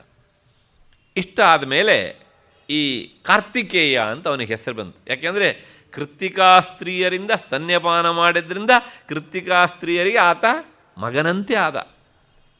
ಹಾಗಾಗಿ ಕಾರ್ತಿಕೇಯ ಎನ್ನುವಂಥ ಹೆಸರು ಬಂತು ಅವನಿಗೆ. 6 ಮುಖ ಇದ್ದರಿಂದ ಷಣ್ಮುಖ ಅಂತ ಆಯಿತು. ಅಗ್ನಿ ಧಾರಣೆ ಮಾಡಿದ್ರಿಂದ ಅಗ್ನಿಗರ್ಭ ಅಂತ ಹೆಸರು ಬಂತು. ಗಂಗೆಯಲ್ಲಿ ಆತ ಬೆಳೆದದ್ರಿಂದ ಅವನಿಗೆ ಗಾಂಗೇಯ ಎನ್ನುವಂಥ ಹೆಸರು ಬಂತು. ಗಾಂಗೇಯ ಅಂದರೆ ಅವನೂ ಹೌದು, ಭೀಷ್ಮನೂ ಹೌದು, ಕರ್ಣನೂ ಹೌದು. ಆ ಸಂದರ್ಭಕ್ಕೆ ಸರಿಯಾಗಿ ನಾವು ಅರ್ಥ ಮಾಡಬೇಕಾಗತ್ತೆ. ಅಷ್ಟು ಹಿನ್ನೆಲೆಯಲ್ಲಿ ಇಷ್ಟೆಲ್ಲ ಇದ್ರೂ ಸಹ ಇವನು ವಿಶೇಷತೆ ಏನು ಅಂತ ಪ್ರಶ್ನೆ. ಈಗ ನಾನು ಆ ವಿಷಯಕ್ಕೆ ಬರ್ತಿದ್ದೇನೆ. ಹಿಂದೆ ತಾರಕಾಸುರ ಅಂತ ಒಬ್ಬ ರಾಕ್ಷಸ ಇದ್ದ. ಈ ರಾಕ್ಷಸರು ಅಂದರೆ ದುಷ್ಟರು ಅಂತ ಮತ್ತೆ ಪುನಃ ಹೊಸದಾಗಿ ಹೇಳುವ ಅವಶ್ಯಕತೆ ಅಲ್ಲ. ಒಂದು ಊರಲ್ಲಿ ಒಬ್ಬ ದುಷ್ಟ ರಾಕ್ಷಸ ಇದ್ದ ಅಂತ ಹೇಳಿದರೆ ಅದು ಪುನರುಕ್ತಿ. ಬಡಮೇಷ್ಟ್ರು ಇದ್ದರು ಅಂತ ಹೇಳಿದ ಹಾಗೇನೆ. ಈತ ಏನು ಮಾಡಿದ್ದ ಅಂದರೆ ಎಲ್ಲರನ್ನೂ ತಾನು ಆಳಬೇಕು ಅಂತ ಬಯಸಿದ್ದ. ಹಾಗೆ ಬಯಸಿದಾಗ ಈತ ಒಂದು ಯೋಚನೆ ಮಾಡಿದ್ದ, ನಾನು ಒಂದು ರೀತಿಯ ಸರ್ವಾಧಿಪತಿ ಆಗಬೇಕು, ಯಾರೂ ನನ್ನನ್ನು ಆಳುವವರು ಇರಬಾರ್ದು, ನನ್ನನ್ನು ಸಾಯಿಸುವವರು ಇರಬಾರದು ಅಂತ. ಹೀಗೆ ಈ ತಾರಕಾಸುರ ಬೆಳೀತಾ ಇದ್ದಂಥ ಸಂದರ್ಭ ಹೇಗಿತ್ತು ಅಂದರೆ, ಅವನು ಬೆಳೀತಾ ಇರಲಿ ಆ ಕಡೆಗೆ. ಈ ಕಡೆಗೆ ಏನಾಯಿತು, ಪಾರ್ವತಿ ಅದಕ್ಕಿಂತ ಹಿಂದಿನ ಜನ್ಮ ದಾಕ್ಷಾಯಿಣಿ, ಅವಳು ತನ್ನ ತಂದೆಯ ಯಾಗಕ್ಕೆ, ದಕ್ಷ ಪ್ರಜಾಪತಿ ಮಾಡುವಂಥ ಯಾಗಕ್ಕೆ ಹೋಗಿದ್ಲು. ಶಿವನ ಹತ್ರ ಹೇಳಿದಳು, ಬನ್ನಿ ನೀವು ಬನ್ನಿ ನನ್ನ ಜೊತೆಗೆ ಹೋಗೋಣ, ಹೇಳಿ ಕೇಳಿ ನಿಮ್ಮ ಮಾವನ ಮನೆ ನನ್ನ ತವರ ಮನೆಯಲ್ಲಿ ಯಾಗ ನಡೀತಾ ಇದೆ ಅಂತ. ಶಿವ ಹೇಳಿದ, ಇದು ಲೋಕಹಿತಕ್ಕಾಗಿ ಮಾಡೋ ಯಾಗ ಅಲ್ಲ, ನಿನ್ನ ಗಂಡನಾದ ನನ್ನನ್ನು ಅಪಮಾನ ಮಾಡೋದಕ್ಕೋಸ್ಕರ ನಿಮ್ಮ ಅಪ್ಪ ಕೈಕೊಂಡಿರುವ ಯಾಗ. ಹಾಗಾಗಿ ನಾನು ಇದಕ್ಕೆ ಬರೋದಿಲ್ಲ. ಹೆಚ್ಚೇಕೆ ನೀನೂ ಹೋಗೋದು ನನಗೆ ಅಷ್ಟು ಇಷ್ಟ ಇಲ್ಲ. ಆಗ ಪಾರ್ವತಿ ಏನೇನು, ಪಾರ್ವತಿ ಅಲ್ಲ ದಾಕ್ಷಾಯಿಣಿ ಏನೇನು ವರಸೆ ತೆಗೆದ್ಲು. ಅನಾಹೂತವ ಅಧ್ವರಂಗಚ್ಚೇತ್, ಯಾಗಕ್ಕೆ ಕರೀದೇ ಇದ್ದರೂ ಸಹ ಹೋಗಬೇಕು ಅಂತ ಶಾಸ್ತ್ರ ಹೇಳುತ್ತೆ. ಸಾಲದಕ್ಕೆ ನಿಮ್ಮ ಮಾವನ ಮನೆ ನನ್ನ ತವ್ರ ಮನೆ, ಬನ್ನಿ ಹೋಗೋಣ ಅಂತ. ಶಿವ ಹೇಳ್ದ, ನಾನು ಒಂದು ಸಲ ಹೇಳಿ ಆಗಿದೆ, ನಾನು ಬರೋದಿಲ್ಲ, ನೀನು ಹೋಗಬೇಡ. ಕೊನೆಗೆ ಹೇಳಿದ್ದು ದಾಕ್ಷಾಯಿಣಿ, ನೀವು ಬರದೇ ಇರೋ ಚಿಂತೆ ಇಲ್ಲ, ನಾನು ಹೋಗಿ ಬರ್ತೇನೆ. ಈ ಹೆಣ್ಣುಮಕ್ಳಿಗೆ ತವ್ರ ಮನೆ ಅಂದರೆ ಸ್ವಲ್ಪ ಹಾಗೆ ಇರಲಿ. ಇಂಗ್ಲೀಷಲ್ಲಿ ಒಂದು ಮಾತು ಹೇಳ್ತಾರೆ, blood is thicker than water ಅಂತ ಅಲ್ವಾ, ಹಾಗೆ ಹೋದ್ಲು. ಹೋದ ಮೇಲೆ ಏನಾಯಿತು ಎನ್ನುವಂಥದ್ದು ಕಥೆ ನಿಮಗೆ ಗೊತ್ತು. ಅಲ್ಲಿ ಅಪಮಾನಕ್ಕೆ ಒಳಗಾದಳು, ಶಿವನ ನಿಂದನೆಯನ್ನು ಸಹಿಸದಾದಳು. ಇದಿಷ್ಟಕ್ಕೂ ತಾನು ಮಾಡಿದ ತಪ್ಪೇ ಕಾರಣ ಅಂಥೇಳಿ ಮತ್ತು ತನ್ನ ತಂದೆಯ ಬಗ್ಗೆ ತೀರಾ ಅತೃಪ್ತಿಯನ್ನು ತಾಳಿ ಯೋಗಾಗ್ನಿಯಿಂದ ತನ್ನ ದೇಹವನ್ನು ತ್ಯಜಿಸಿದಳು. ಈ ಸಂದರ್ಭವನ್ನು ನೋಡಿದ ಯಾರು, ತಾರಕಾಸುರ. ಬ್ರಹ್ಮನನ್ನು ಕುರಿತು ತಪಸ್ಸು ಮಾಡಿದ. ತಪಸ್ಸು ಮಾಡಿದಾಗ ಹೇಳಿದ, ನನಗೆ ಸಾವೇ ಬರಬಾರದು ಅಂತ ವರ ಕೊಡು ಅಂತ. ಬ್ರಹ್ಮ ಹೇಳಿದ, ಅದೆಲ್ಲ ಆಗದೇ ಇರೋ ಕೆಲಸ. ಯಾಕೆಂದರೆ ನಿನಗೆ ಸಾಯ್ಲಿಕ್ಕೆ ಬೇಕಾದ ಎಲ್ಲ ಅರ್ಹತೆ ಬಂದುಬಿಟ್ಟಿದೆ. ಏನು ಅರ್ಹತೆ? ಹುಟ್ಟಿದೆಯಲ್ಲ, ಅದೇ ಅರ್ಹತೆ. ನೀನು ಹುಟ್ಟದೇ ಇದ್ದಿದ್ರೆ ನಿನಗೆ ಸಾವು ಬರದೇ ಇರೋ ನಾನು ವರ ಕೊಡ್ತಿದ್ದೆ. ಹುಟ್ಟಿದ್ರಿಂದಲೇ ನೀನು ಸಾವನ್ನು ಕಟ್ಕೊಂಡು ಬಂದಿದ್ದೀಯ ಅಂತ ಅರ್ಥ. ಆದ್ದರಿಂದ ನೀನು ಸಾಯಲೇಬೇಕು. ಅದಕ್ಕೆ ಬೇಕಾದ್ರೂ ಏನೋ ಒಂದು ಅಮೆಂಡ್ಮೆಂಟ್ ಮಾಡು ನೀನು ಬೇಕಿದ್ರೆ. ತಕ್ಷಣ ಮನಸ್ಸಿ ಬಂತು. ದಾಕ್ಷಾಯಿಣಿ ದೇಹ ಬಿಟ್ಟುಬಿಟ್ಟಿದ್ದಾಳೆ. ಶಿವ ವಿರಕ್ತನಾಗಿ ಹಿಮಾಲಯ ಪರ್ವತದಲ್ಲಿ ಕೂತ್ಬಿಟ್ಟಿದ್ದಾನೆ. ನನಗೆ ಈ ಸಂಸಾರ ಬೇಡ, ಮನೆ ಯಾವುದೂ ಬೇಡ ಅಂಥೇಳಿ ಆತ ಅಲ್ಲಿ ಹೋಗ್ಬಿಟ್ಟು ಕುಳಿತುಬಿಟ್ಟಿದ್ದಾನೆ. ಇದೇ ಸಂದರ್ಭವನ್ನು ತಾನು ಬಳಸ್ಕೊಳ್ಬೇಕು ಅಂಥೇಳಿ ವರ ಕೇಳಿದ. ನನಗೆ ಸಾವು ಬರುವುದಾದರೆ ಶಿವನ ಸಂತತಿಯಿಂದ ಸಾವು ಬರಬೇಕು. ಈ ಮಾತನ್ನು ಕೇಳಬೇಕು. ಅವನಿಗೆ ಗೊತ್ತಿತ್ತು 100% ಶಿವ ಮತ್ತೆ ಮದುವೆ ಆಗೋದಿಲ್ಲ ಅಂತ. ಯಾಕೆ, ಅವನಿಗೆ ಹೆಣ್ಣು ಕೊಡೋರು ಯಾರು? ಮೊದಲನೇ ಹೆಂಡತಿ ದಾಕ್ಷಾಯಿಣಿ ಸತ್ತೋಗಿದ್ದಾಳೆ. ಹಾಗಾಗಿ ಅವನಿಗೆ ಯಾರೂ ಹೆಣ್ಣು ಕೊಡೋದಿಲ್ಲ. ಹಾಗಾಗಿ ಅವನಿಗೆ ಮದುವೆನೇ ಆಗೋದಿಲ್ಲ ಅಂತ ಮತ್ತು ನಮ್ಮ ಮಕ್ಕಳು ಅವನ ಸಂತತಿ ಬರೋದಾದರೂ ಹೇಗೆ ಸಾಧ್ಯ ಅಂತ ತಕ್ಷಣ ವರ ಕೇಳಿದಾಗ ಅವನಿಗೆ ಇನ್ನೊಂದು ಸಂಶಯ ಬಂದ್ಬಿಡ್ತು. ಬ್ರಹ್ಮ ಏನೋ ತಥಾಸ್ತು ಅಂದ್ಬಿಟ್ಟು ಹಾಗೆ ಆಗಲಿ ಅಂತ. ಅಕಸ್ಮಾತ್ ಯಾರೋ ಹೆಣ್ಣು ಕೊಟ್ಟು ಮಕ್ಕಳಾಗ್ಬಿಟ್ರೆ? ತಕ್ಷಣ ಒಂದು ಅಮೆಂಡ್ಮೆಂಟ್ ಮಾಡಿದ. ಅಕಸ್ಮಾತ್ತಾಗಿ ಶಿವನಿಗೆ ಮಕ್ಕಳು ಹುಟ್ಟಿದರೆ ಆ ಹುಟ್ಟಿದ ಮಗು 3 ದಿನಗಳ ಒಳಗಾಗಿ ನನ್ನನ್ನು ಸಾಯಿಸಬೇಕು. ಮತ್ತು 3ನೇ ದಿವಸ ಕಳೀತು ಅಂದಮೇಲೆ ಆ ಮಗುವಿನಿಂದ ನನ್ನ ಸಾವು ಬರ್ಕೊಡ್ದು. ಈ ವರವನ್ನು ಕೇಳಿದ. ಬ್ರಹ್ಮ ಅದಕ್ಕೂ ತಥಾಸ್ತು ಅಂದ್ಬಿಟ್ಟ. ಆಯ್ತಾ ಇಲ್ವಾ? ಈಗ ನೋಡಿ, ಅವನಿಗೆ ಒಳ್ಳೆಯ ಸುಗ್ಗಿ ಕಾಲ ತಾರಕಾಸುರನಿಗೆ. ಯಾಕೆ? ಶಿವ ಹಿಮಾಲಯದಲ್ಲಿ ಪೌಡಿಸಿಬಿಟ್ಟಿದ್ದಾನೆ ವಿರಕ್ತನಾಗಿ. ದಾಕ್ಷಾಯಿಣಿ ದೇಹ ಬಿಟ್ಟಿದ್ದಾಳೆ. ಮತ್ತು ಶಿವನಿಂದ ಸಂತತಿ ಆಗುವುದಾದರೂ ಹೇಗೆ? ಇಂಥ ಸಂದರ್ಭದಲ್ಲಿ ತಾರಕಾಸುರನಿಂದ ಏಟು ತಿಂದು ಮೂಳೆಯನ್ನು ಮುರಿಸ್ಕೊಂಡಂಥ ದೇವತೆಗಳು ಶಿವನನ್ನು ಕುರಿತು ಪ್ರಾರ್ಥನೆ ಮಾಡ್ತಾರೆ. ಆ ಹಿನ್ನೆಲೆಯಲ್ಲೇ ಹೊರಟಿದ್ದು ಕಾಳಿದಾಸನ ಕುಮಾರ ಸಂಭವಂ ಎನ್ನುವಂಥ ಕಾವ್ಯ. ಅವರ ಪ್ರಾರ್ಥನೆಗೆ ಹೋಗ್ಬಿಟ್ಟು ಶಿವ ಮನಸ್ಸನ್ನು ಬದಲಾವಣೆ ಮಾಡ್ತಾನೆ. ಇದೇ ಸಂದರ್ಭದಲ್ಲಿ ಆ ಶಿವನ ಶಕ್ತಿಯಾದಂಥ ದಾಕ್ಷಾಯಿಣಿ ಹಿಮವಂತನ ಮಗಳಾಗಿ ಹುಟ್ಟುತ್ತಾಳೆ, ಪರ್ವತರಾಜನ ಮಗಳಾಗಿ ಹುಟ್ಟುತ್ತಾಳೆ. ಆದ್ದರಿಂದ ಪಾರ್ವತಿ. ಅವರಿಬ್ಬರ ಮದುವೆ ಆದಮೇಲೆ ಮತ್ತೆ ಷಣ್ಮುಖನ ಜನನ ಹೇಗಾಯಿತು ನಾನು ಹೀಗೆ ಹೇಳಿದ್ದೇನೆ. ಪಾರ್ವತಿಯನ್ನು ನೇರ ಸೇರಬೇಕಾದಂಥ ರೇತಸ್ಸು ಈ ರೀತಿಯಾಗಿ ಅದು ಹರಿದು ಬಂತು. ಆಗ ಆ ಹುಟ್ಟಿದಂತಹ ಮಗು 3 ದಿನಗಳ ಒಳಗಾಗಿ ಈ ತಾರಕಾಸುರನನ್ನು ಸಾಯಿಸತ್ತೆ. ದೇವತೆಗಳೆಲ್ಲರೂ ಆ ಮಗುವಿಗೆ ವಿಶೇಷವಾದಂಥ ತಮ್ಮ ತಮ್ಮ ಶಕ್ತಿಯನ್ನು ಧಾರೆ ಎರೀತಾರೆ. 3ನೇ ದಿವಸ ಆ ಮಗು ತಾರಕಾಸುರನ್ನು ಸಾಯಿಸ್ತದೆ. ಹಾಗಾಗಿ ಸೇನಾನಿ, ಇಡೀ ದೇವತೆಗಳ ಸೈನ್ಯಕ್ಕೆ ಅವನೇ ನಾಯಕ. ಆದ್ದರಿಂದ ಸೇನಾನೀನಾಂ ಅಹಂ ಸ್ಕಂದಃ, ಈ ಸೈನ್ಯವನ್ನು ಮುಂಚೂಣಿಯಲ್ಲಿ ಸಾಗಿಸುವವರಲ್ಲಿ ಅವನಷ್ಟು ನಿಪುಣನಾದವನು ಇನ್ನೊಬ್ಬನಿಲ್ಲ. ಆದ್ದರಿಂದ ಈ ಸೇನಾಪತಿಗಳಲ್ಲಿ, ಸೇನಾ ನಾಯಕರಲ್ಲಿ ನಾನು ಸ್ಕಂದನಾಗಿದ್ದೇನೆ. ಅವನಿಗೆ ಆ ವಿಶೇಷವಾದ ಶಕ್ತಿ ಉಂಟು. ಅಷ್ಟು ಹಿನ್ನೆಲೆಯಲ್ಲಿ ಈ ಮಾತಿನ ಈ ವಿವರಣೆ ಸಾಕು ಅಂತ ಅಂದ್ಕೊಳ್ಳೋಣ. ಸೇನಾನೀನಾಂ ಅಹಂ ಸ್ಕಂದಃ. ಅಷ್ಟಾದಮೇಲೆ ಮತ್ತೆ ಮುಂದಿನ ಮಾತು, ಸರಸಾಂ ಅಸ್ಮಿ ಸಾಗರಃ. ಸರಸ್ ಅಂದರೆ ಸರೋವರಗಳು ಅಂತ ಅರ್ಥ. ಯಾಕೆ ಸರೋವರಗಳನ್ನು ಸರಸ್ ಅಂತ ಕರೀತಾರೆ? ರಸ ಅಂದರೆ ನೀರು. ಯಾವಾಗಲೂ ನೀರಿನಿಂದ ತುಂಬಿರುವಂಥದ್ದನ್ನೇ ಸರಸ್ಸು ಅಂತ ಕರಿಬೇಕು. ಬೇಸಿಗೆಯಲ್ಲಿ ಪ್ಲೇಗ್ರೌಂಡ್ ಆಗಿ ಮಳೆಗಾಲದಲ್ಲಿ ಮಾತ್ರ ಕೆರೆ ಆದದ್ದು ಸರಸ್ಸಲ್ಲ. ಬೆಂಗಳೂರಿನ ಅಕ್ಕಪಕ್ಕ ನಾವು ಎಷ್ಟೋ ಕೆರೆಗಳನ್ನು ನೋಡ್ತೇವೆ. ಬೇಸಿಗೆಯಲ್ಲೆಲ್ಲ ಏನಾಗ್ತದೆ, ಚೆಂಡಾಟದ ಮೈದಾನಗಳು, ಮಳೆಗಾಲದಲ್ಲಿ ಮಾತ್ರ ಕೆರೆ. ಇವು ಸರಸ್ಸಲ್ಲ. ಯಾವಾಗಲೂ ನೀರು ಇರೋದಕ್ಕೆ ಸರಸ್ ಅಂತ ಕರೀತಾರೆ. ಪ್ರಪಂಚದಲ್ಲಿ ಯಾವುದೇ ಸರೋವರವಾದರೂ ಬತ್ತಿ ಹೋಗಬಹುದು. ಆದರೆ ಈ ಸಾಗರ, ಸಮುದ್ರ ಅನ್ನೋದುಂಟಲ್ಲ, ಅದು ಮಾತ್ರ ಎಂದೂ ಬತ್ತುವುದಿಲ್ಲ. ಬತ್ತದೆಯಾ ಸಮುದ್ರ? ಇಲ್ಲ. ಆದ್ದರಿಂದ ಈ ಎಲ್ಲ ಸರೋವರಗಳಲ್ಲೂ ಸಹ ಸದಾ ನೀರಿನ ಆಕರವಾದಂಥ ಸಾಗರ ನಾನಾಗಿದ್ದೇನೆ. ಇದು ಒಂದರ್ಥ. ಹಾಗಾಗಿ ಅದರ ವಿಶೇಷತೆ ಯಾವತ್ತೂ ಬತ್ತದೇ ಇರುವುದು ವಿಶೇಷವಾದ ಶಕ್ತಿ. ಆ ವಿಶೇಷವಾದ ಶಕ್ತಿ ನನ್ನಿಂದಾಗಿ ಬಂದಿದೆ, ಹಾಗಾಗಿ ನಾನಲ್ಲಿದ್ದೇನೆ, ಒಂದರ್ಥ. ಮತ್ತು ಎರಡನೇದು, ಈ ಸಾಗರಕ್ಕಿರುವ ವಿಶೇಷ ಶಕ್ತಿ ಅಂದರೆ ನೋಡಿ, ಮಳೆಗಾಲದಲ್ಲಿ ಮಳೆ ಸುರಿದಾಗ ನದಿಗಳಲ್ಲಿ ಪ್ರವಾಹ ಬಂದು ಅವು ಮೇಲಕ್ಕೆ ಬರ್ತವೆ. ಈ ಎಲ್ಲ ನದಿಗಳ ನೀರು ಹೋಗಿ ಸೇರುವುದು ಎಲ್ಲಿಗೆ ಕೇಳಿದರೆ ಸಮುದ್ರಕ್ಕೇನೆ. ಆದರೆ ಸಮುದ್ರ ಮಾತ್ರ 1 ಇಂಚು ಮೇಲಕ್ಕೆ ಬರೋದಿಲ್ಲ, 1 ಇಂಚು ಕೆಳಕ್ಕೆ ಹೋಗೋದಿಲ್ಲ. ಹಾಗೆ ಇಷ್ಟೆಲ್ಲ ನೀರು ಹೋಗಿ ಸೇರೋದು ಎಲ್ಲಿಗೆ? ಸಮುದ್ರಕ್ಕೆ.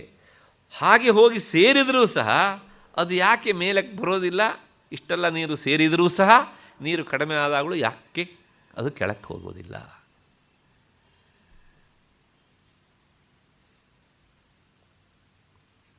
ಉತ್ತರ ಇಲ್ಲ. ಯಾಕೆ ಅಂದರೆ ಅದು ಬ್ರಹ್ಮವಸ್ತುವನ್ನು ಪ್ರತಿನಿಧಿಸುವಂತಹ ಒಂದು ವಿಶೇಷವಾದ ವಸ್ತು. ಯಾಕೆಂದರೆ ಸಮಂ ಬ್ರಹ್ಮ, ಬ್ರಹ್ಮವಸ್ತು ಹೇಗಿರ್ತದೆ? ಸಮಾನವಾಗಿರ್ತದೆ. ಆದ್ದರಿಂದ ಈ ನೀರು ಎಷ್ಟೇ ಬಂದು ಸೇರಿದರೂ ಏರದೇ ಇರುವ, ಎಷ್ಟೇ ನದಿಗಳು ಬತ್ತಿ ಹೋದರೂ ಬತ್ತದೇ ಇರುವಂತಹ ಸಮುದ್ರ ಸ್ಥಾನೀಯ ನಾನಾದ್ದರಿಂದ ಈ ಸರೋವರಗಳಲ್ಲಿ ನಾನು ಸಾಗರನಿದ್ದೇನೆ. ಇದು ಎರಡನೇ ಅರ್ಥ. ಮತ್ತು ಇದಕ್ಕೆ ಮೂರನೇ ಅರ್ಥವೂ ಉಂಟು. ಏನು ಅಂದರೆ, ಸಮುದ್ರದಲ್ಲಿ ಚಲನೆ ಉಂಟು. ಸಮುದ್ರದ ಅಂಚುಗಳಲ್ಲಿ ಯಾವಾಗಲೂ ತೆರೆಗಳು ಬರ್ತಾನೇ ಇರ್ತವೆ, ಹೋಗ್ತಾನೇ ಇರ್ತವೆ. ಆದರೆ ಸಮುದ್ರ ಮಧ್ಯದಲ್ಲಿ ಹೇಗಿರುತ್ತದೆ ಕೇಳಿದರೆ, ಇದೇ ಗೀತೆ 2ನೇ ಅಧ್ಯಾಯದಲ್ಲಿ ಕೃಷ್ಣ ಹೇಳಿದ್ದಾನೆ, ಆಪೂರ್ಯಮಾಣಂ ಅಚಲ ಪ್ರತಿಷ್ಠಂ ಸಮುದ್ರಮೇವಾಭಿಮುಖ ವಿಶಂತಿ ಅಂತ ಶ್ಲೋಕ ಬಂದಿದೆ. ಎಷ್ಟೇ ನೀರುಗಳು ಹೋದರೂ ಸಹ ಹೊರಗಡೆಗೆ ಚಲನೆ ಇರ್ತದೆ, ಏರಿಳಿತಾ ಇರ್ತದೆ, ಬರತಾ ಇಳಿತಾ ಇರ್ತದೆ. ಆದರೆ ಸಮುದ್ರ ಮಧ್ಯೆಯಲ್ಲಿ ಮಾತ್ರ ಹೇಗಿರ್ತದೆ, ಅದು ನಿಷ್ಕಂಪನವಾಗಿ ಇರ್ತದೆ, ಅಲ್ಲಾಡುವುದಿಲ್ಲ. ಹಾಗೆ ನಾನು ಸಹ ಅಚಲ. ಆದ್ದರಿಂದ ಈ ಸಮುದ್ರ ಅದು ನನ್ನ ವಿಶೇಷವಾದ ವಿಭೂತಿ ಅಂತ. ಇದು ಮೂರನೇ ಅರ್ಥ. ಮತ್ತು 4ನೇ ಅರ್ಥ ಇನ್ನೊಂದುಂಟು. ಏನು ಅಂದರೆ, ಆಕಾಶಾತ್ ಪತಿತಂ ತೋಯಂ ಯಥಾ ಗಚ್ಚತಿ ಸಾಗರಂ ಸರ್ವದೇವ ನಮಸ್ಕಾರ ಕೇಶವಂ ಪ್ರತಿಗಚ್ಚತಿ. ನದಿ ಎಲ್ಲೇ ಹುಟ್ಟಲಿ, ಎಲ್ಲೇ ಹರಿಲಿ, ಕೊನೆಗೆ ಹೋಗಿ ಸೇರುವುದು ಎಲ್ಲಿಗೆ? ಸಮುದ್ರಕ್ಕೆ. ಹಾಗೆಯೇ ನೀನು ಎಲ್ಲೇ ಇರು, ಯಾವ ದೇವತೆಗಳಿಗಾರು ಕೈಮುಗಿ, ಅದು ಬಂದು ಸೇರುವುದು ನನಗೇನೆ. ಕೇಶವಂ ಪ್ರತಿಗಚ್ಚತಿ. ಕೇಶವ ಅಂದರೆ ಬ್ರಹ್ಮವಸ್ತು ಅಂತ ಅರ್ಥಲ್ಲಿ. ಆ ಪರಬ್ರಹ್ಮವಸ್ತುವಿಗೆ ಅದು ಹೋಗಿ ಸೇರಬೇಕು. ಇಷ್ಟು ಹಿನ್ನೆಲೆಯಲ್ಲಿ ಕೃಷ್ಣ ಹೇಳ್ತಾನೆ, ಸರಸಾಮಸ್ಮಿ ಸಾಗರ. ಈ ಸಾಗರಗಳಲ್ಲಿ ಸರೋವರಗಳಲ್ಲಿ ನಾನು ಸಾಗರವಾಗಿದ್ದೇನೆ ಅಂತ. ಇನ್ನು 5ನೇ ಅರ್ಥ, ಸಾಗರ ಅಂದರೆ ಏನು, ಯಾಕೆ ಅದಕ್ಕೆ ಆ ಹೆಸರು ಬಂತು ಅಂದರೆ, ಹಿಂದೆ ನಮ್ಮ ದೇಶದಲ್ಲಿ ಸಗರ ಅಂತ ಒಬ್ಬ ಚಕ್ರವರ್ತಿ ಇದ್ದ, ಇಕ್ಷ್ವಾಕು ವಂಶದಲ್ಲಿ. ಆ ಸಗರನಿಗೆ 60,000 ಮಕ್ಕಳಿದ್ದರು. ಅವರು ತಮ್ಮ ಪೂರ್ವಜರನ್ನು ಸಗರ ಅಶ್ವಮೇಧ ಯಾಗ ಮಾಡಿದ್ದ. ಆ ಕುದುರೆಯನ್ನು ಇಂದ್ರ ಅಪಹರಿಸಿದ. ಆ ಕುದುರೆಯನ್ನು ಹುಡ್ಕೊಂಡು ಹೊರಟರು. ಆಗ ಇಂದ್ರ ಏನು ಮಾಡಿದ ಕೇಳಿದ್ರೆ, ಅದನ್ನು ತಂದು ಪಾತಾಳದಲ್ಲಿ ಆ ಕಪಿಲ ಮುನಿ ತಪಸ್ಸು ಮಾಡೋ ಜಾಗದಲ್ಲಿ ಹಿಂದ್ಗಡೆ ಕಟ್ಟಿ ಹಾಕಿದ್ದ. ಕೊನೆಗೆ ಅವನು ಹೇಳಿದ, ಮಕ್ಕಳೇ, ಯಾಗ ಅರ್ಧಕ್ಕೆ ನಿಂತು ಬಿಟ್ಟಿದೆ, ನೀವು ಹೋಗಿ ಕುದುರೆಯನ್ನು ಹುಡುಕಿಕೊಂಡು ಬಂದರೆ ಯಾಗ ಮುಂದುವರಿಸೋದಕ್ಕಾಗತ್ತೆ ಅಂತ. ಸರಿ, ತಂದೆಯ ಮಾತನ್ನು ಈಡೇರಿಸೋದಕ್ಕೆ ಅಂಥೇಳಿ ಮಕ್ಕಳು ಎಲ್ಲ ಕಡೆಗೂ ಹುಡುಕಿದ್ದು 60,000 ಜನ. ಆದರೆ ಕುದುರೆ ಕಾಣಲಿಲ್ಲ. ಕೊನೆಗೆ ಏನಾಯ್ತು ಕೇಳಿದರೆ, ಭೂಮಿಯನ್ನೇ ಅಗೆದರು. ಅಗದು ಭೂಮಿಯನ್ನು ಪೂರ್ತಿ ಖಾತ ಮಾಡಿಬಿಟ್ರು. ಮೊದಲು ಸಮುದ್ರ ಆಗಿತ್ತು, ಅದು ಸ್ವಲ್ಪ ಚಿಕ್ಕದಾಗಿತ್ತಂತೆ. ಯಾವಾಗ ಈ ಸಗರನ ಮಕ್ಕಳು ಭೂಮಿಯನ್ನು ಅಗೀತಾ ಹಳ್ಳ ಮಾಡ್ತಾ ಬಂದರೋ, ಸಮುದ್ರ ಅಗಲ ಆಗ್ತಾ ಬಂತಂತೆ. ಕೊನೆಗೆ ತಾನು ವಿಶಾಲ ಆಗುವುದಕ್ಕೆ ಕಾರಣೀಭೂತರಾದಂತಹ ಇವನ ಹೆಸರನ್ನು ನಾನು ಇರಿಸಿಕೊಳ್ಬೇಕು ಅಂಥೇಳಿ ಸಮುದ್ರ ಸಾಗರ ಆಯ್ತಂತೆ. ಸಗರಸ್ಯ ಅಪತ್ಯಂ ಪುಮಾನ್ ಸಾಗರ ಅಂತ. ಆ ಸಗರ ತನ್ನ ಬೆಳವಣಿಗೆ ಕಾರಣನಾಗಿದ್ದಾನೆ, ಅಂದರೆ ಅವನ ಸಂತತಿ ನನ್ನ ಬೆಳವಣಿಗೆ ಕಾರಣ ಆಗಿದೆ. ಹಾಗಾಗಿ ನಾನು ಇನ್ಮೇಲೆ ಸಾಗರ ಅಂತ ಕರೆಸಿಕೊಳ್ತೇನೆ. ಅದಕ್ಕೊಂದು ಕೃತಜ್ಞತೆಯ ಭಾವನೆ ಉಂಟು. ಎಲ್ಲೆಲ್ಲಿ ಈ ಕೃತಜ್ಞತೆಯ ಭಾವನೆ ಇರುತ್ತೋ ಅಲ್ಲಿ ನಾನು ವಿಶೇಷವಾಗಿದ್ದೇನೆ ಅನ್ನುವಂಥದ್ದು ಕೃಷ್ಣನ ಮಾತಿನ ಧ್ವನಿ. ಮನುಷ್ಯ ಉಪಕಾರವನ್ನು ಎಂದೂ ಮರಿಬಾರದು ಮಾಡಿದ್ದನ್ನು. ಆ ಸಮುದ್ರ ಸಾಗರವನ್ನು ನೋಡಿ ಕಲಿ. ನಿನ್ನಿಂದ ನಾನು ಉಪಕೃತನಾಗಿದ್ದೇನಪ್ಪ ಅಂತ ಸಾಗರ ಎನ್ನುವಂಥ ಹೆಸರಿನ ಮೂಲಕ ಸದಾ ಹೇಳ್ತಾ ಇರುತ್ತೆ ಅದು. ಇಷ್ಟು ಹಿನ್ನೆಲೆಯಲ್ಲಿ ಸರಸಾಮಸ್ಮಿ ಸಾಗರ, ಸುಮಾರು 5-6 ಅರ್ಥಗಳನ್ನು ನಿಮ್ಮ ಮುಂದೆ ನಾನು ವಿವರಿಸಿದ್ದೇನೆ. ಈ ವಿವರಣೆ ಸಾಕು ಅಂತ ಅಂದ್ಕೊಂಡು ಮತ್ತೆ ಮುಂದಿನ ಶ್ಲೋಕಕ್ಕೆ ಹೋಗೋಣ. 25ನೆಯ ಶ್ಲೋಕ. ಇಲ್ಲಿ ನಾವು ನೋಡಬೇಕಾದದ್ದು 16, 17, 18, 19 ಈ 4 ವಿಭೂತಿಗಳನ್ನು ನಾವು ನೋಡಬೇಕು. ಮಹರ್ಷೀಣಾಂ ಭೃಗುರಹಂ ಗಿರಾಮಸ್ಮೇಕಮಕ್ಷರಂ ಯಜ್ಞಾನಾಂ ಜಪಯಜ್ಞೋಸ್ಮಿ ಸ್ಥಾವರಾಣಾಂ ಹಿಮಾಲಯ. ಕೃಷ್ಣ ಹೇಳ್ತಾನೆ, ಅರ್ಜುನ, ಈ ಮಹರ್ಷಿಗಳಲ್ಲಿ ನಾನು ಭೃಗುವಾಗಿದ್ದೇನೆ, ಮತ್ತು ವಾಕ್ಕುಗಳಲ್ಲಿ ಅಂದರೆ ಮಾತುಗಳಲ್ಲಿ ಏಕಾಕ್ಷರವಾದಂತಹ ಓಂಕಾರವಾಗಿದ್ದೇನೆ, ಯಜ್ಞಗಳಲ್ಲಿ ಜಪಯಜ್ಞ ಆಗಿದ್ದೇನೆ, ಸ್ಥಾವರಗಳಲ್ಲಿ ಅಂದರೆ ಚಲಿಸದೇ ಇರುವ ವಸ್ತುಗಳಲ್ಲಿ ನಾನು ಹಿಮಾಲಯ ಪರ್ವತ ಆಗಿದ್ದೇನೆ. ಇದಿಷ್ಟು ಈ ಶ್ಲೋಕದ ಅರ್ಥ. ಕೃಷ್ಣ ಏನು ಹೇಳಲಿಕ್ಕೆ ಹೊರಟಿದ್ದಾನೆ? ಮಹರ್ಷೀಣಾಂ ಭೃಗುರಹಂ. ಬೇಕಷ್ಟು ಜನ ಮಹರ್ಷಿಗಳಿದ್ದಾರೆ, ಆದರೆ ಆ ಎಲ್ಲ ಮಹರ್ಷಿಗಳ ಹೆಸರನ್ನು ಬಿಟ್ಟು ಕೃಷ್ಣ ಹೇಳ್ತಾನೆ, ಭೃಗು ಮಹರ್ಷಿ ನಾನಾಗಿದ್ದೇನೆ ಅಂತ. ಯಾಕೆ ಹೀಗೆ ಹೇಳ್ತಾನೆ ಅಂದರೆ, ಇದಕ್ಕೊಂದು ವಿಶೇಷ ಕಾರಣ ಉಂಟು. ಭೃಗು ಮಹರ್ಷಿ ತುಂಬ ಜ್ಞಾನ ಪಿಪಾಸು ಆತ ನಿಮ್ಮ ಪುರಾಣದ ಕಥೆ ಹಿನ್ನೆಲೆ ಗೊತ್ತಿದೆ ಅಂತ ಅಂದ್ಕೊಂಡು ಸಂಕ್ಷೇಪವಾಗಿ ಹೇಳಿಬಿಡ್ತೇನೆ. ತಾನು ಇಡೀ ಈ ಜ್ಞಾನವನ್ನು ನನ್ನ ಸ್ವಾಧೀನ ಮಾಡಿಕೊಳ್ಬೇಕು ಅಂಥೇಳಿ ಆತ ತಪಸ್ಸನ್ನು ಮಾಡಿದನಂತೆ. ಎಷ್ಟೋ ಸಾವಿರಾರು ವರ್ಷಗಳ ಕಾಲ ತಪಸ್ಸನ್ನು ಮಾಡಿದ. ತಪಸ್ಸನ್ನು ಮಾಡಿ ಆದಮೇಲೆ ಕೊನೆಗೆ ಬ್ರಹ್ಮ ಪ್ರತ್ಯಕ್ಷನಾದನಂತೆ. ಪ್ರತ್ಯಕ್ಷನಾದ ಮೇಲೆ ಕೇಳಿದ, ನಿನಗೆ ಏನು ವರ ಬೇಕು ಅಂತ. ಇನ್ನೇನಿಲ್ಲ, ಇಡೀ ಜ್ಞಾನ ರಾಶಿಯನ್ನೇ ನಾನು ನನ್ನ ಸ್ವಾಧೀನ ಮಾಡಿಕೊಳ್ಬೇಕು ಅಂತ. ಬ್ರಹ್ಮ ತಥಾಸ್ತು ಅಂತ ವರ ಕೊಟ್ಟ ಅವನಿಗೆ. ಮತ್ತೆ ಎಷ್ಟೋ ಸಾವಿರಾರು ವರ್ಷಗಳ ಕಾಲ ಆತ ತಪಸ್ಸು ಮಾಡಿದ. ಆ ಜ್ಞಾನ ರಾಶಿ ಸ್ವಾಧೀನ ಆಗುವವರೆಗೂ ಅವನಿಗೆ ಆಯುಷ್ಯವು ಮುಂದುವರಿತಾ ಇತ್ತು. ಕೊನೆಗೆ ಸುಮಾರು ಒಂದು 10-15 ಸಾವಿರ ವರ್ಷಗಳ ಕಾಲ ತಪಸ್ಸು ಮಾಡಿ ಆದಮೇಲೆ ಅವನಿಗೆ ಅನ್ನಿಸ್ತಂತೆ, ನಾನು ಪ್ರಾಯಶಃ ಈಗ ಸುಮಾರು ಎಷ್ಟೋ ಒಂದು ಪರ್ವತದಷ್ಟು ಜ್ಞಾನವನ್ನು ರಾಶಿ ಹಾಕಿಬಿಟ್ಟಿದ್ದೇನೆ ಅಂತ. ಇದಿಷ್ಟು ತನ್ನ ಸ್ವತ್ತು ಎನ್ನುವಂಥ ಭಾವನೆ ಬಂತಂತೆ. ಇಷ್ಟು ಪಡೆದಿರಬಹುದು ನಾನು ಅಂತ ಅಂದ್ಕೊಂಡು ಮತ್ತೆ ಪುನಃ ಬ್ರಹ್ಮನನ್ನು ಸ್ತುತಿಸಿದ. ಬ್ರಹ್ಮ ಬಂದ. ಇಷ್ಟು ವರ್ಷ ನಾನು ತಪಸ್ಸು ಮಾಡಿದ್ದೇನಲ್ಲ, ಇವಾಗ ನನ್ನ ಜ್ಞಾನ ರಾಶಿ ಸುಮಾರು ಎಷ್ಟು ದೊಡ್ಡ ಪರ್ವತದಷ್ಟು ರಾಶಿ ಆಗಿದೆಯಾ ಅಂತ ಕೇಳಿದ.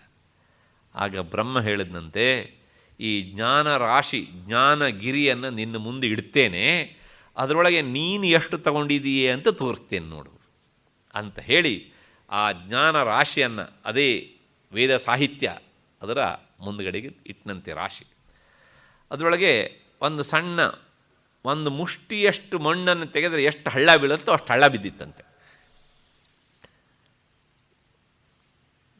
ಆಗ ಬ್ರಹ್ಮ ಹೇಳಿದಂತೆ, ನೋಡಪ್ಪ, ಈ ಜ್ಞಾನ ರಾಶಿಯಲ್ಲಿ ನೀನು ಇಷ್ಟು ವರ್ಷಗಳ ಕಾಲ ತಪಸ್ಸನ್ನು ಮಾಡಿ ಸಾಧನೆ ಮಾಡಿ ಪಡೆದಿದ್ದಷ್ಟು ಹೇಳಿದರೆ ಈ ದೊಡ್ಡ ಪರ್ವತದಲ್ಲಿ ಒಂದು ಮುಷ್ಟಿ ಮಣ್ಣನ್ನು ತೆಗೆದರೆ ಎಷ್ಟೋ ಅಷ್ಟು ನಿನಗೆ ಇವಾಗ ದಕ್ಕಿದೆ ಅಂದನಂತೆ.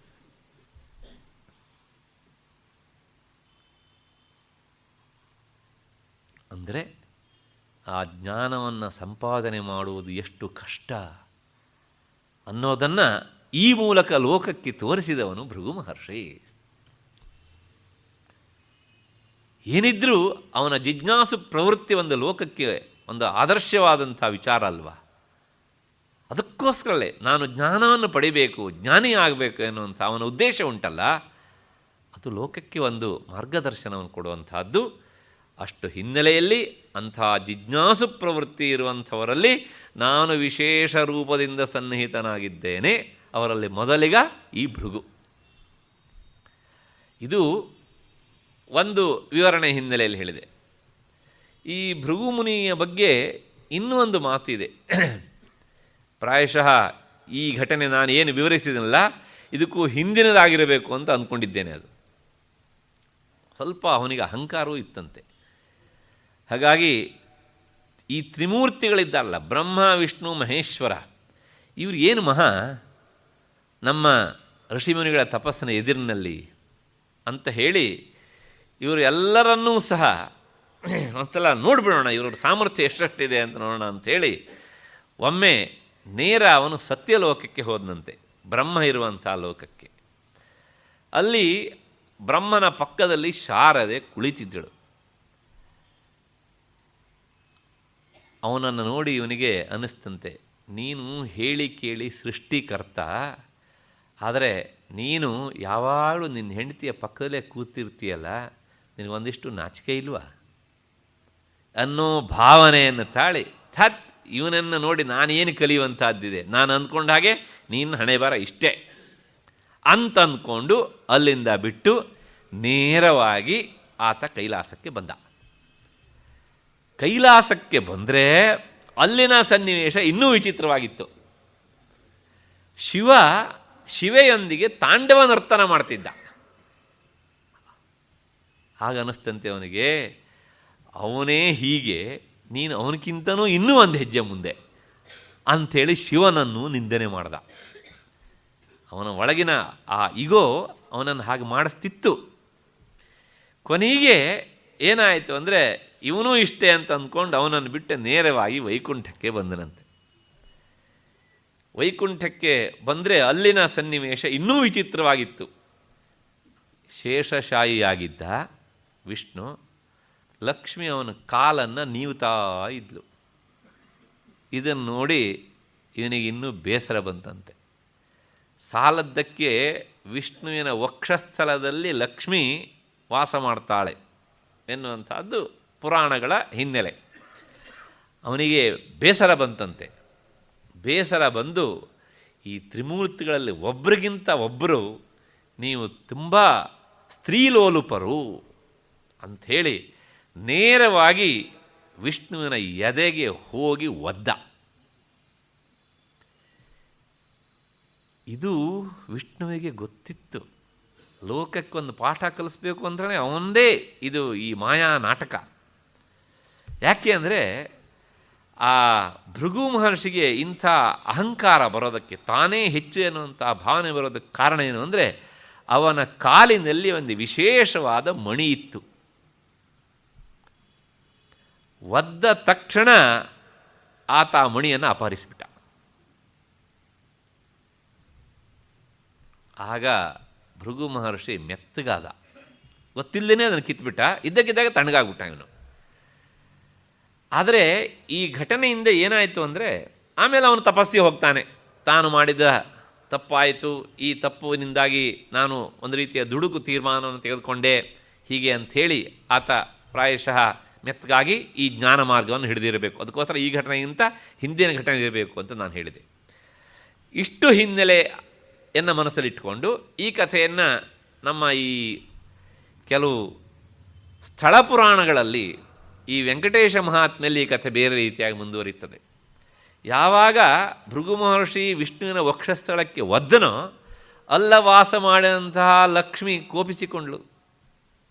ಅವಳು, ನಾನು ಅಪವಿತ್ರನಾದೆ, ನನ್ನನ್ನು ರಕ್ಷಣೆ ಮಾಡೋದಕ್ಕೆ ನೀನು ಯೋಗ್ಯನಾಗಲಿಲ್ಲ, ನೀನು ಅಸಮರ್ಥನಾದೆ, ಇಂತಹ ಹೆಂಡತಿಯನ್ನು ರಕ್ಷಣೆ ಮಾಡಲಿಕ್ಕಾಗದೇ ಇರುವಂಥ ಗಂಡನ ಹತ್ರ ನಾನೇ ಆಗಿರಬೇಕು ಅಂಥೇಳಿ ಲಕ್ಷ್ಮೀ ವಿಷ್ಣುವನ್ನು ಬಿಟ್ಟು ಅವಳು ಹೊರಟೋದ್ಲು. ಮತ್ತೆ ಆತ ಲಕ್ಷ್ಮಿಯ ಅಗಲುವಿಕೆಯನ್ನು ತಾಳಲಿಕ್ಕಾಗದೆ ಆತ ಪರ್ವತದಲ್ಲಿ ನೆಲೆಸಿದ, ಹುತ್ತ ರೂಪದಲ್ಲಿ ಇದ್ದ. ಅದೇ ತಿರುಮಲ ಶ್ರೀನಿವಾಸ ಪುರಾಣದಲ್ಲಿ ಬರುವಂಥ ಕಥೆಯನ್ನು ನೀವು ಕೇಳ್ತೀರ. ಏನೂ ಇರಲಿ, ಒಂದಂತೂ ನಾವು ಇಲ್ಲಿ ನೋಡಬೇಕಾದದ್ದುಂಟು. ಈ ಕಥೆಯ ಹಿನ್ನೆಲೆಯಲ್ಲಿ ಬ್ರಹ್ಮ, ವಿಷ್ಣು, ಮಹೇಶ್ವರ ಇವರಿಬ್ಬರಲ್ಲಿ ಯಾರು ಹೆಚ್ಚು ಯಾರು ಕಡಿಮೆ ಅಂತ ತೀರ್ಮಾನ ಮಾಡುವುದಲ್ಲ ಇದರ ಉದ್ದೇಶ. ಹಾಗಿದ್ರೆ ಆ ಭೃಗು ಮುನಿಯ ಅಹಂಕಾರವನ್ನು ನೀಗಿಸಬೇಕಿತ್ತು ಎನ್ನುವಂಥದ್ದು ಒಂದಂಶ. ಅದಕ್ಕಿಂತ ಹೆಚ್ಚಾಗಿ ಆ ಭೃಗುಮುನಿ ವಿಷ್ಣುವಿಗೆ ಒದ್ದ, ಅವನು ಎದೆಗೆ ಒದ್ದ, ಒದಿಬಾರ್ದಿತ್ತು. ಅದು ಅದರಿಂದ ನಮಗೊಂದು ಅನುಕೂಲ ಆಯಿತು. ಏನು ಅಂದರೆ ತಿರುಪತಿ ಭೂಲೋಕದ ವೈಕುಂಠ ಆಯಿತು. ಅವನು ಆ ಕೆಲಸ ಮಾಡದಿದ್ದರೆ ಹಾಗಾಗ್ತಿತ್ತಾ? ವಿಷ್ಣು ಇಲ್ಲಿ ಬಂದು ವಾಸ ಮಾಡ್ತಿದ್ನಾ? ಅಲ್ವಾ? ಅಷ್ಟು ಹಿನ್ನೆಲೆಯಲ್ಲಿ ಅಂದರೆ ಏನು ಹೇಳ್ದಂಗಾಯಿತು, ಆ ಮೂಲಕ ನನ್ನನ್ನು ಎಳೆದು ತಂದವನು ಇವನು, ಆದ್ದರಿಂದ ಅವನಲ್ಲಿ ನಾನು ವಿಶೇಷ ಸನ್ನಿಹಿತನಾಗಿದ್ದೇನೆ.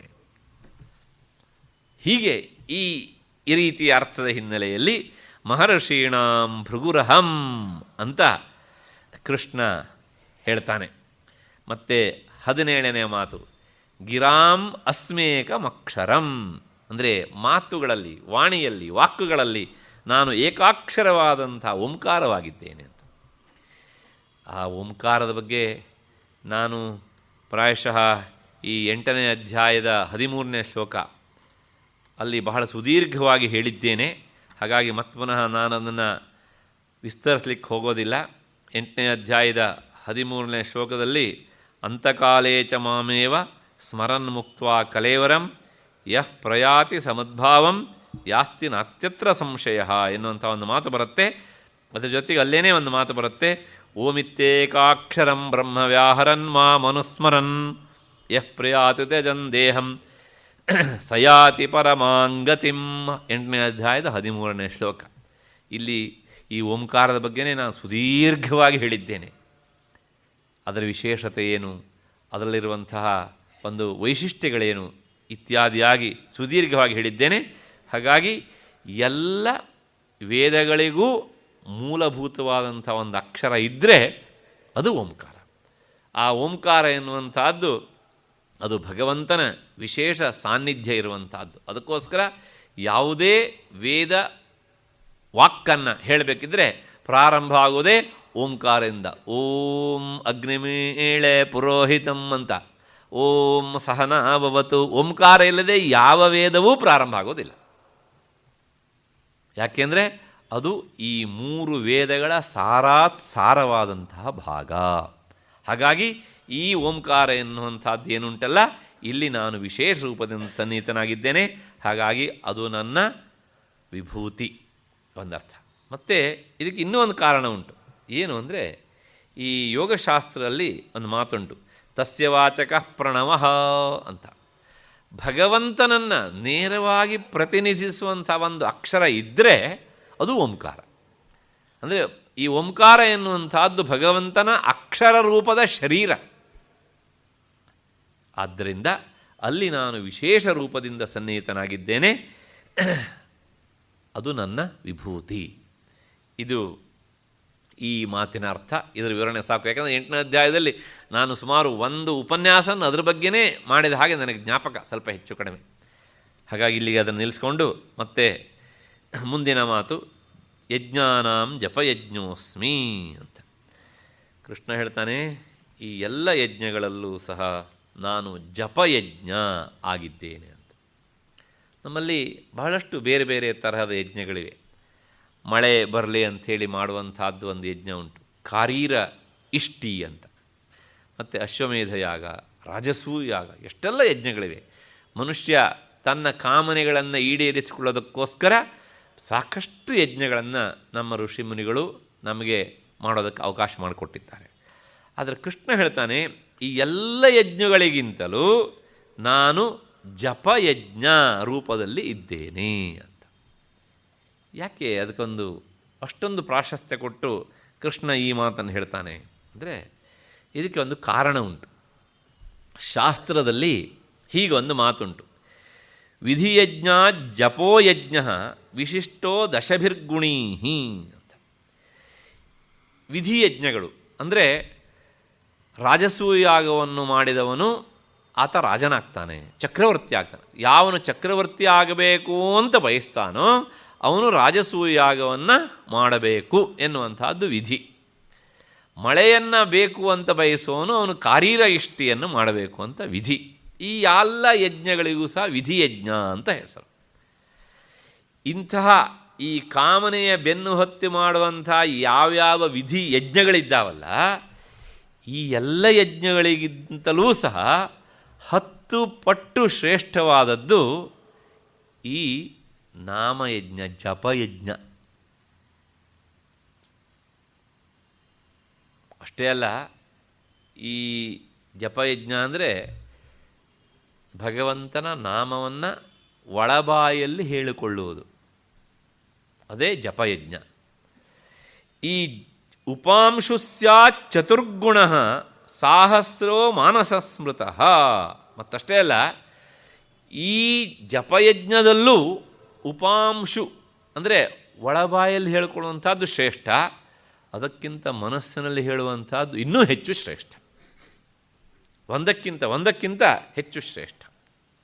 ಆ ಹಿನ್ನೆಲೆಯಲ್ಲಿ ನಮ್ಮವರು ಒಂದು ಮಾತು ಹೇಳ್ತಾರೆ, ಏನು ಅಂದರೆ ಪೂಜಾಕೋಟಿ ಸಮಂ ಸ್ತೋತ್ರಂ. ನೀವು ಇದು ಸ್ತುತಿ ಮಾತೇ ಇರ್ಬೋದು, ಆದರೂ ಸಹ ಈ ಮಾತು ಏನು ಹೇಳುತ್ತೆ ಅಂದರೆ ಆ ಜಪದ ವಿಶೇಷತೆಯನ್ನು ಹೇಳುತ್ತೆ. 1 ಕೋಟಿ ಪೂಜೆ ಮಾಡೋದು ಸಮ ಭಗವಂತನನ್ನು ಏಕಾಗ್ರತೆಯಿಂದ ಒಂದು ಸ್ತೋತ್ರದಿಂದ ಸ್ತುತಿಸುವುದು ಸಮ. ಯಾಕೆ ಹೀಗೆ ಅಂದರೆ ಈ ಪೂಜೆಯನ್ನು ಮಾಡುವಾಗ ಬಹಳಷ್ಟು ಜನರಿಗೆ ಮನಸ್ಸು ಏಕಾಗ್ರತೆಗೆ ಬರುವುದಿಲ್ಲ. ಆ ಪೂಜೆಯ ಸಾಮಗ್ರಿಗಳ ಜೊತೆಗೆ ನಮ್ಮ ಮನಸ್ಸು ಸೇರಿಕೊಂಡು ಅದಿಲ್ವಲ್ಲ ಇದಿಲ್ವಲ್ಲ ಅಂತ ಇಲ್ವಲ್ಲ ಅಂತಲೇ ಇಲ್ಲ ಪೂಜೆ ಆಗಿಬಿಡುತ್ತೆ ಅದು ಮನೆಗೆ.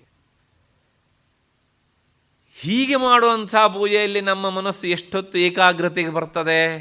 ಬರುವುದು ಬಹಳ ಕಷ್ಟ. ಹಾಗಾಗಿ ಏನಾಗುತ್ತೆ ಹೇಳಿದರೆ ಈ ಪೂಜಾಕೋಟಿ ಸಮಂ ಸ್ತೋತ್ರಂ.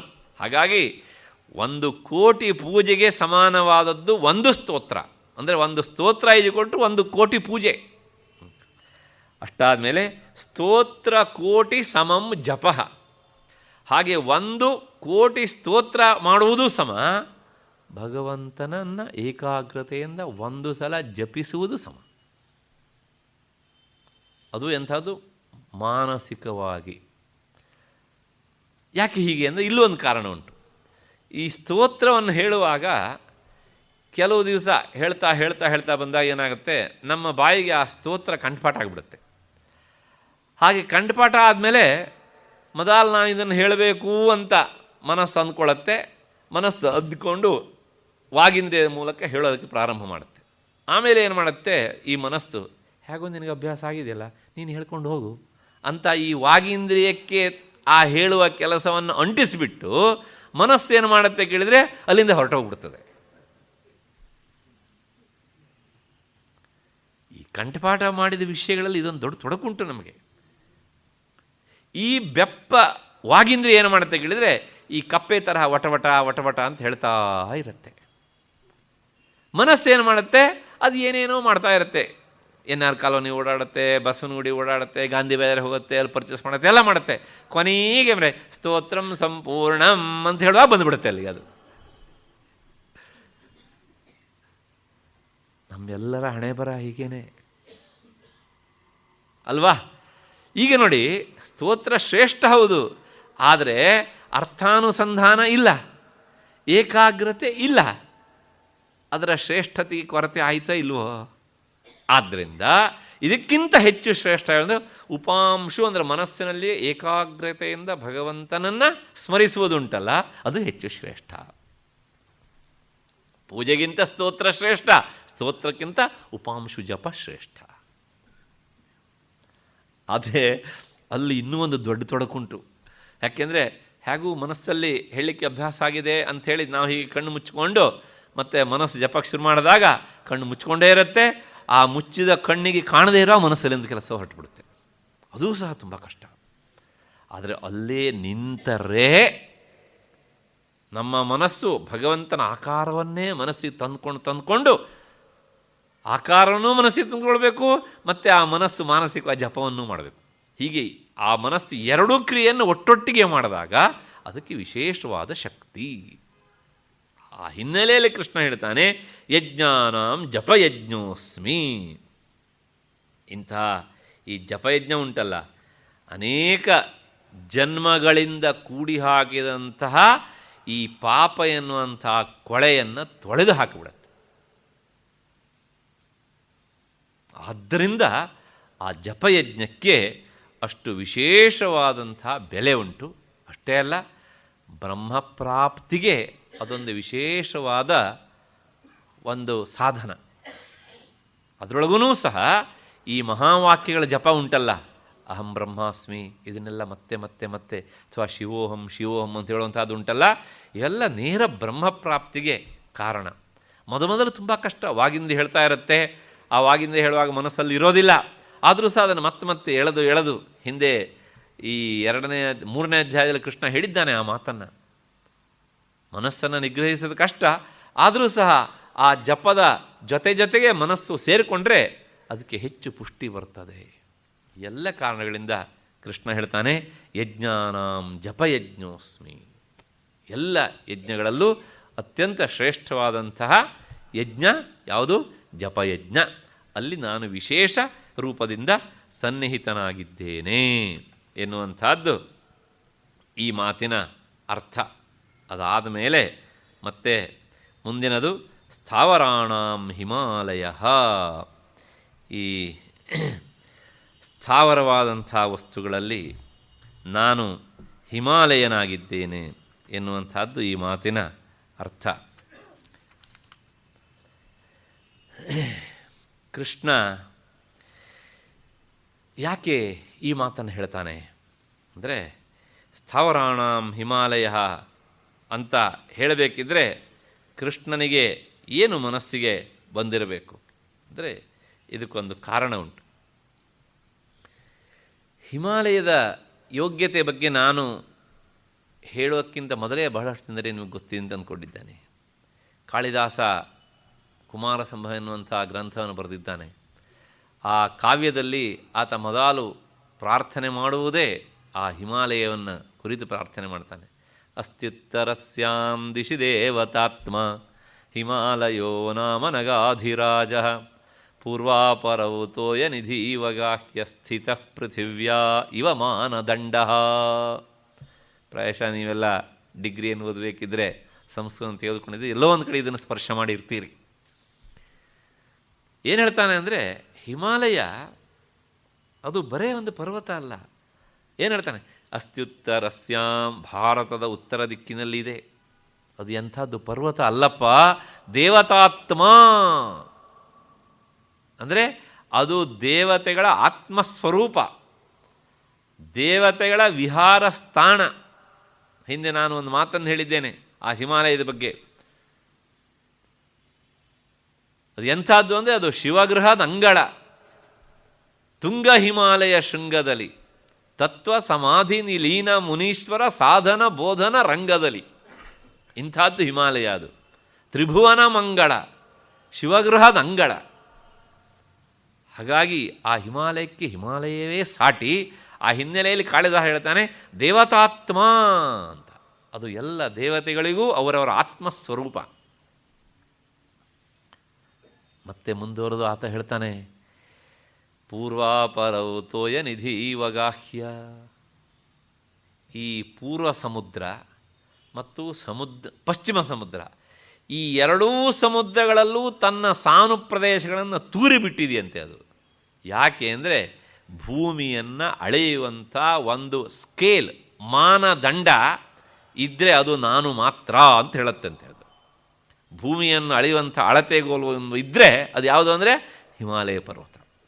ಪೂರ್ವಾಪರೌ ತೋಯ ನಿಧಿ ವಗಾಹ್ಯ ಸ್ಥಿತಃ ಪೃಥಿವ್ಯಾ ಇವ ಮಾನದಂಡ. ಮಾನದಂಡ ಅಂದರೆ ಸ್ಕೇಲ್, ಅಂದರೆ ಅದರ ಹರಿವು ಎಷ್ಟು, ಅದರ ಎತ್ತರ ಎಷ್ಟು, ಅದರ ಸಾಮರ್ಥ್ಯ ಎಷ್ಟು, ಈ ಎಲ್ಲ ಮಾತನ್ನು ಹೇಳಿ ಇಂತಹ ನಿನಗೆ ನೇರ ನಮಸ್ಕಾರ ಅಂತ ಹೇಳೋದಿಲ್ಲ, ಇದೇ ಅಂತ ಹೇಳಿದ್ರಿಂದಲೇ ನಾನು ನಿನ್ನ ಸ್ಮರಿಸ್ತೇನೆ ಅಂತ ಅರ್ಥ. ಹೀಗೆ ಹೇಳಿದಂಥ ಕಾಳಿದಾಸ ಮುಂದುವರೆದು ಹೇಳ್ತಾನೆ, ಆ ಹಿಮಾಲಯ ಪರ್ವತದ ಬಗ್ಗೆ ಹೇಳ್ತಾ ಹೇಳ್ತಾ ಒಂದು ಮಾತು ಹೇಳ್ತಾನೆ. ಹಿಂದೆ ನಮ್ಮ ದೇಶದಲ್ಲಿ ವೇನ ಅಂತ ಒಬ್ಬ ರಾಜ ಇದ್ದ. ವೇನ ಅಂತ ಅವನು ಶುದ್ಧ ದುಷ್ಟನಾಗಿದ್ದ. ಎಷ್ಟು ದುಷ್ಟನಾಗಿದ್ದ ಅಂದರೆ ಆ ಕಾಲದಲ್ಲಿರುವಂಥ ಸ್ವತಃ ಋಷಿಮುನಿಗಳು ತಮ್ಮ ಶಾಂತಿಯನ್ನು ಬಿಟ್ಟು ಕ್ರಾಂತಿಯನ್ನು ಹಿಡಿದು ಅವನನ್ನು ಸಾಯಿಸುವಂಥ ಪರಿಸ್ಥಿತಿ ಬಂತು. ಅಷ್ಟರ ಮಟ್ಟಿಗೆ ದುಷ್ಟನಾಗಿದ್ದ. ಸದ್ಯ ಇದನ್ನು ಇಲ್ಲಿ ಮಾತ್ರ ಹೇಳ್ತೇನೆ, ನಮ್ಮ ರಾಜಕಾರಣಿಗಳ ಎದುರಿಗೆ ಹೇಳಬಾರ್ದು ಇದನ್ನು.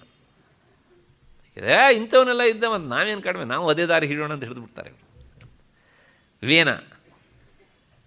ಕೊನೆಗೆ ಏನಾಯಿತು ಕೇಳಿದ್ರೆ, ಅವನು ಸತ್ತ ಮೇಲೆ ರಾಜರೇ ಇಲ್ಲ. ಆಗ ಅವನ ಒಂದು ದೇಹದ ಭಾಗವನ್ನಿಟ್ಕೊಂಡು ಕಡದರಂತೆ. ಕಡದಾಗ ಅಲ್ಲಿಂದ ಒಬ್ಬ ಮನುಷ್ಯ ಹುಟ್ಟಿದ. ಅವನೇ ಪೃಥು. ಪೃಥು ಅಂದರೆ ಪೃಥುವಾದ ಆಯಾಸ, ತುಂಬ ಆಯಾಸದಿಂದ ಈ ಋಷಿಮುನಿಗಳು ಅವನನ್ನು ಪಡೆದರು. ಅವನ ದೇಹದಿಂದಲೇ ಅವನ ಸಂತತಿ ಬೇಕು ಅಂಥೇಳಿ. ಹಾಗಾಗಿ ಅವನಿಗೆ ಪೃಥು ಅಂತಲೇ ಹೆಸರು ಬಂತು. ಪೃಥು ಅಂದರೆ ತುಂಬ ಅಂತ ಅರ್ಥ. ತುಂಬ ಆಯಾಸದಿಂದ ಅವನನ್ನು ಪಡೆದ್ರಿಂದ ಅವನಿಗೆ ಹೆಸರೇ ಪೃಥು. ಈ ಪೃಥು ಸಾಕ್ಷಾತ್ ಭಗವಂತನ ಅಂಶ ಅಂತಲೇ ಭಾಗವತ ವರ್ಣನೆ ಮಾಡ್ತದೆ. ಅಂಥ ಮಹಾಸಜ್ಜನ ಅವನು, ತುಂಬ ಪರಾಕ್ರಮಿ, ಸದಾ ಭಗವಂತನ ಆರಾಧನಾ ನಿರತನಾದವನು ಅವನು.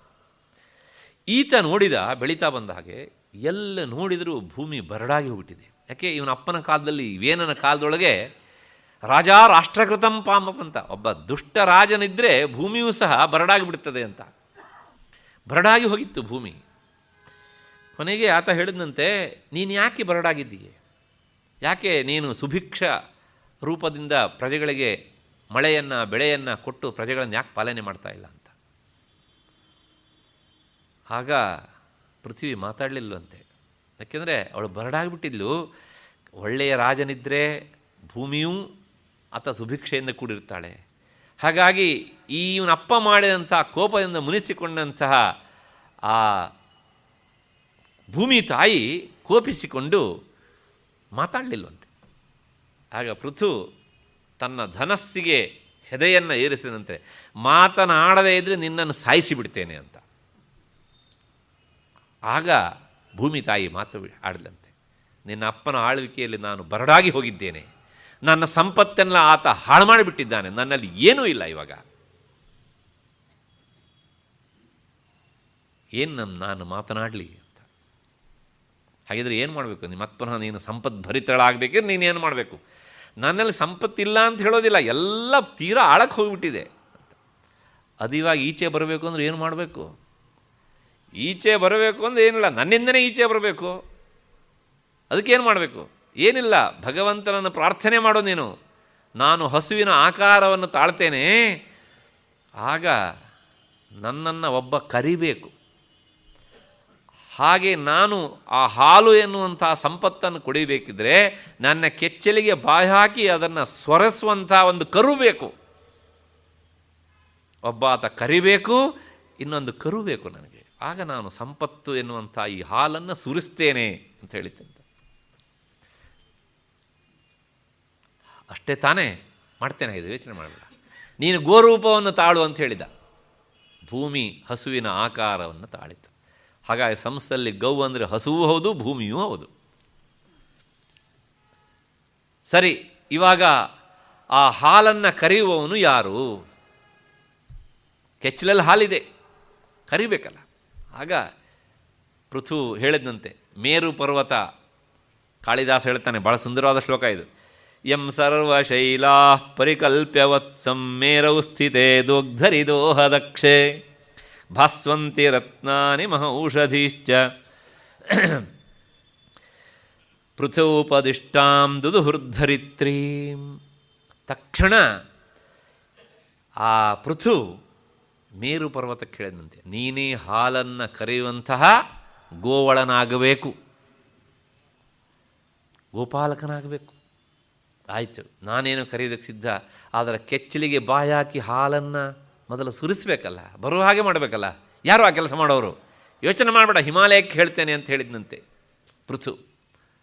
ಯಂ ಸರ್ವಶೈಲಾ ಪರಿಕಲ್ಪ್ಯ ವತ್ಸಂ. ಈ ಹಿಮಾಲಯವನ್ನು ಈ ಭೂಮಿ ತಾಯಿಯ ಕರುವಾಗಿ ಮಾಡಿದ್ರಂತೆ.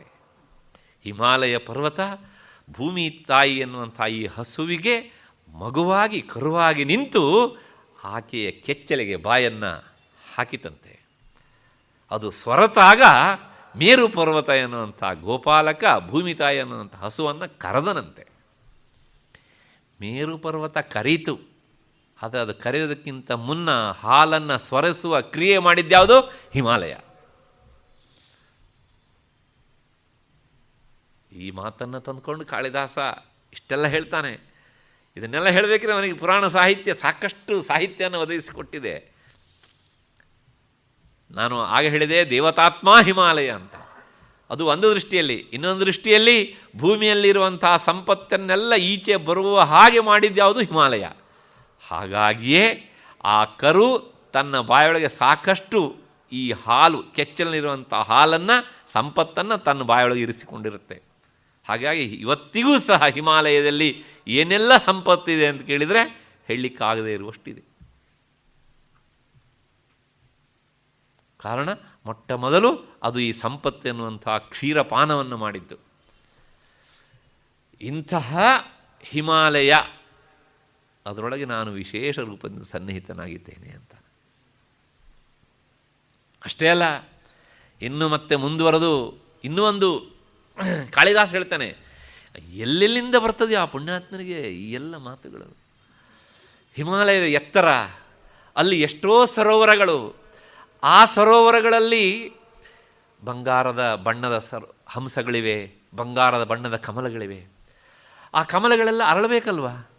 ಅರಳಬೇಕು ಅಂದರೆ ಕಮಲಕ್ಕೆ ಸೂರ್ಯನ ಕಿರಣ ಬೇಕಲ್ವಾ? ಆ ಎತ್ತರ ಇಲ್ಲಿದೆ ಹಿಮಾಲಯ, ಇಲ್ಲಿ ಸರೋವರ, ಇಲ್ಲಿ ಕಮಲಗಳಿವೆ.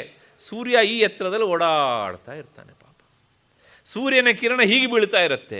ಈ ಕಮಲಗಳಿಗೆಲ್ಲ ಕಿರಣ ಬೀರುವವರು ಯಾರು ಹಾಗಿದ್ರೆ ಅಂದರೆ ಕಾಳಿದಾಸ ಹೇಳ್ತಾನೆ, ಆತ ಹೀಗೆ ಸುತ್ತುವರಿತಾ ಬಂದಾಗ, ಹಿಮಾಲಯ ಪರ್ವತವನ್ನು ಸುತ್ತುವರಿತಾ ಬಂದಾಗ ಇಲ್ಲಿ ಬಂದು ಆತ ಹೀಗೆ ಮಾಡೋದಿಲ್ಲ ಅಂತೆ, ತನ್ನ ಮುಖವನ್ನು ಹೀಗೆ ಮಾಡಿ ಇವುಗಳಿಗೆ ಉನ್ಮುಖ, ತಾನು ಮೇಲ್ಮುಖವಾಗಿ ನಿಂತು ಆ ಕಮಲಗಳಿಗೆ ತನ್ನ ಕಿರಣಗಳನ್ನು ಹಾಯಿಸ್ತಾನಂತೆ. ಅಂದರೆ ಈ ಮಾತಿನ ಮೂಲಕ ಅದರ ಎತ್ತರವನ್ನು ಹೇಳ್ತಾನೆ. ಭೌತಿಕವಾಗಿ ಅಷ್ಟೇ ಎತ್ತರ ಅಲ್ಲ, ಅದರ ಸಾಮರ್ಥ್ಯದಿಂದಲೂ ಅದು ಅಷ್ಟು ಎತ್ತರ. ಅದ್ರ ಬಗ್ಗೆ ಅಷ್ಟು ಗೌರವ ಸ್ವತಃ ದೇವತೆಗಳಿಗೆ. ಹಾಗಾಗಿ ಅಲ್ಲಿ ಸುತ್ತಲೂ ಸುತ್ತಾ ಇರುವಂಥ ಸೂರ್ಯ ಅಲ್ಲೂ ಬಂದಾಗ ಮಾತ್ರ ತಾನು ಮೇಲ್ಮುಖನಾಗಿ ತನ್ನ ಕಿರಣಗಳನ್ನು ಹಾಯಿಸ್ತಾನಂತೆ. ಯಾಕೆಂದರೆ ಅಲ್ಲಿರುವ ಕಮಲಗಳು ಅರಳಲಿ ಅಂತ. ಉನ್ಮಯೂಖೈ ಕಿರಣೈ ಅಂತ ಕಾಳಿದಾಸನ ಮಾತು. ಅಂದರೆ ಅದರ ಯೋಗ್ಯತೆ ಏನು, ಅದರ ಸಾಮರ್ಥ್ಯ ಏನು? ಇಷ್ಟು ಹಿನ್ನೆಲೆಯಲ್ಲಿ ಪ್ರಾಯಶಃ ಹೇಳಿದ್ದಿರಬೇಕು ಕೃಷ್ಣ. ಏನು ಅಂದರೆ ಸ್ಥಾವರಾಣಾಂ ಹಿಮಾಲಯ. ಸ್ಥಾವರ ಅಂದರೆ ಚಲಿಸದೇ ಇರುವಂಥವುಗಳು ಅಂತ, ಅಂದರೆ ಪರ್ವತಗಳು. ಯಾಕೆಂದರೆ ಮೊದಲು ಅವು ಚಲಿಸ್ತಿದ್ವು, ಇಂದ್ರ ವಜ್ರಾಗ್ ಆಯುಧದಿಂದ ಅವುಗಳ ರಕ್ಕೆಯನ್ನು ಹೊಡೆದು ಹಾಕಿದ. ಅವತ್ತಿಂದ ಅವು ಚಲಿಸುವುದನ್ನು ಬಿಟ್ಟು ಅವು ನಗ, ಮೊದಲು ಅವು ಗಚ್ಚಂತಿ ಓಡಾಡ್ತಾ ಇದ್ವಂತೆ ಎಲ್ಲ ಕಡೆಗೂ ಸಹ. ಕೊನೆಗೆ ಯಾರ್ಯಾರ್ದೋ ಮನೆ ಮೇಲೆ ಹೋಗಿ ಕೂತ್ಬಿಡವು ಅವು. ಇದನ್ನು ಬಂದು ಹೇಳಿದಾಗ ದೇವೇಂದ್ರ ತನ್ನ ವಜ್ರಾಯುಧದಿಂದ ಹೊಡೆದು ಅವುಗಳ ರಕ್ಕೆಯನ್ನು ಕತ್ತರಿಸಿ ಹಾಕಿದಂತೆ. ಅವತ್ತಿಂದ ನ ಗಚ್ಚತೀತಿ ನಗಃ, ಅವು ಹೋಗೋದನ್ನು ಬಿಟ್ಟು ನಗ ಅಂತ ಕರೆಸ್ಕೊಂಡು, ನಗದ ಸ್ವರೂಪವೇ ಅಗ, ಅದನ್ನು ಸಂಸ್ಕೃತದಲ್ಲಿ ಅಗ ಅಂದರೆ ಪರ್ವತ ಅಂತ. ಅಷ್ಟು ಹಿನ್ನೆಲೆಯಲ್ಲಿ ಸ್ಥಾವರ ಅಂದರೆ ಚಲಿಸದೇ ಇರುವಂಥ ವಸ್ತುಗಳು ಅಂತರ್ಥ, ಅಂದರೆ ಪರ್ವತಗಳು. ಈ ಪರ್ವತಗಳಲ್ಲಿ ನಾನು ಹಿಮಾಲಯನಾಗಿದ್ದೇನೆ ಎನ್ನುವಂಥದ್ದು ಈ ಶ್ಲೋಕದಲ್ಲಿ ನಾವು ನೋಡಿದಂಥ ವಿಚಾರ. ಹಾಗಾಗಿ ಇಂಥ ಪವಿತ್ರವಾದದ್ದು, ಯೋಗ್ಯತೆಯಲ್ಲಿ ಸಂಪದ್ಭರಿತವಾದಂಥದ್ದು, ದೇವತೆಗಳಿಗೆ ವಿಶೇಷವಾಗಿ ಆಶ್ರಯ ತಾಣವಾದಂಥದ್ದು ಇಂಥ ಹಿಮಾಲಯದಲ್ಲಿ ನಾನು ವಿಶೇಷ ಸನ್ನಿಹಿತನಾಗಿದ್ದೇನೆ. ಹಾಗಾಗಿ ಪರ್ವತಗಳನ್ನು ಇಟ್ಟು ಆರಾಧನೆ ಮಾಡ್ತೀಯೋ, ಹಿಮಾಲಯವನ್ನು ಮನಸ್ಸಿಗೆ ತಂದುಕೊಂಡು ಆರಾಧನೆ ಮಾಡು, ನಾನು ಸಿಗ್ತೇನೆ ಎನ್ನುವಂಥ ಮಾತಿನ ಹಿನ್ನೆಲೆಯಲ್ಲಿ ಸ್ಥಾವರಾಣಾಂ ಹಿಮಾಲಯ. ಇಲ್ಲಿಗೆ ಭಗವಂತ ಅರ್ಜುನನಿಗೆ ಹೇಳಿದಂತಹ 19 ವಿಭೂತಿಗಳನ್ನು ನಾವು ನೋಡಿದ ಹಾಗಾಯಿತು. ಇಷ್ಟಾದ ಮೇಲೆ ಮತ್ತೆ ನಾಳೆ 6ವರೆಗೆ ಸೇರಿದಾಗ ಮುಂದಿನ ವಿಚಾರ ಏನು ಅಂತ ನೋಡೋಣ. ಅಶ್ವತ್ಥ ಸರ್ವವೃಕ್ಷಾಣಾಂ 20ನೆಯ ವಿಭೂತಿ ನಾಳೆ 6ವರೆಗೆ ಸೇರಿದಾಗ ನೋಡೋಣ. ಅಲ್ಲಿವರೆಗೆ ನಿಮಗೆಲ್ಲ ನಮಸ್ಕಾರ ಮತ್ತು ಕೃತಜ್ಞತೆಗಳು.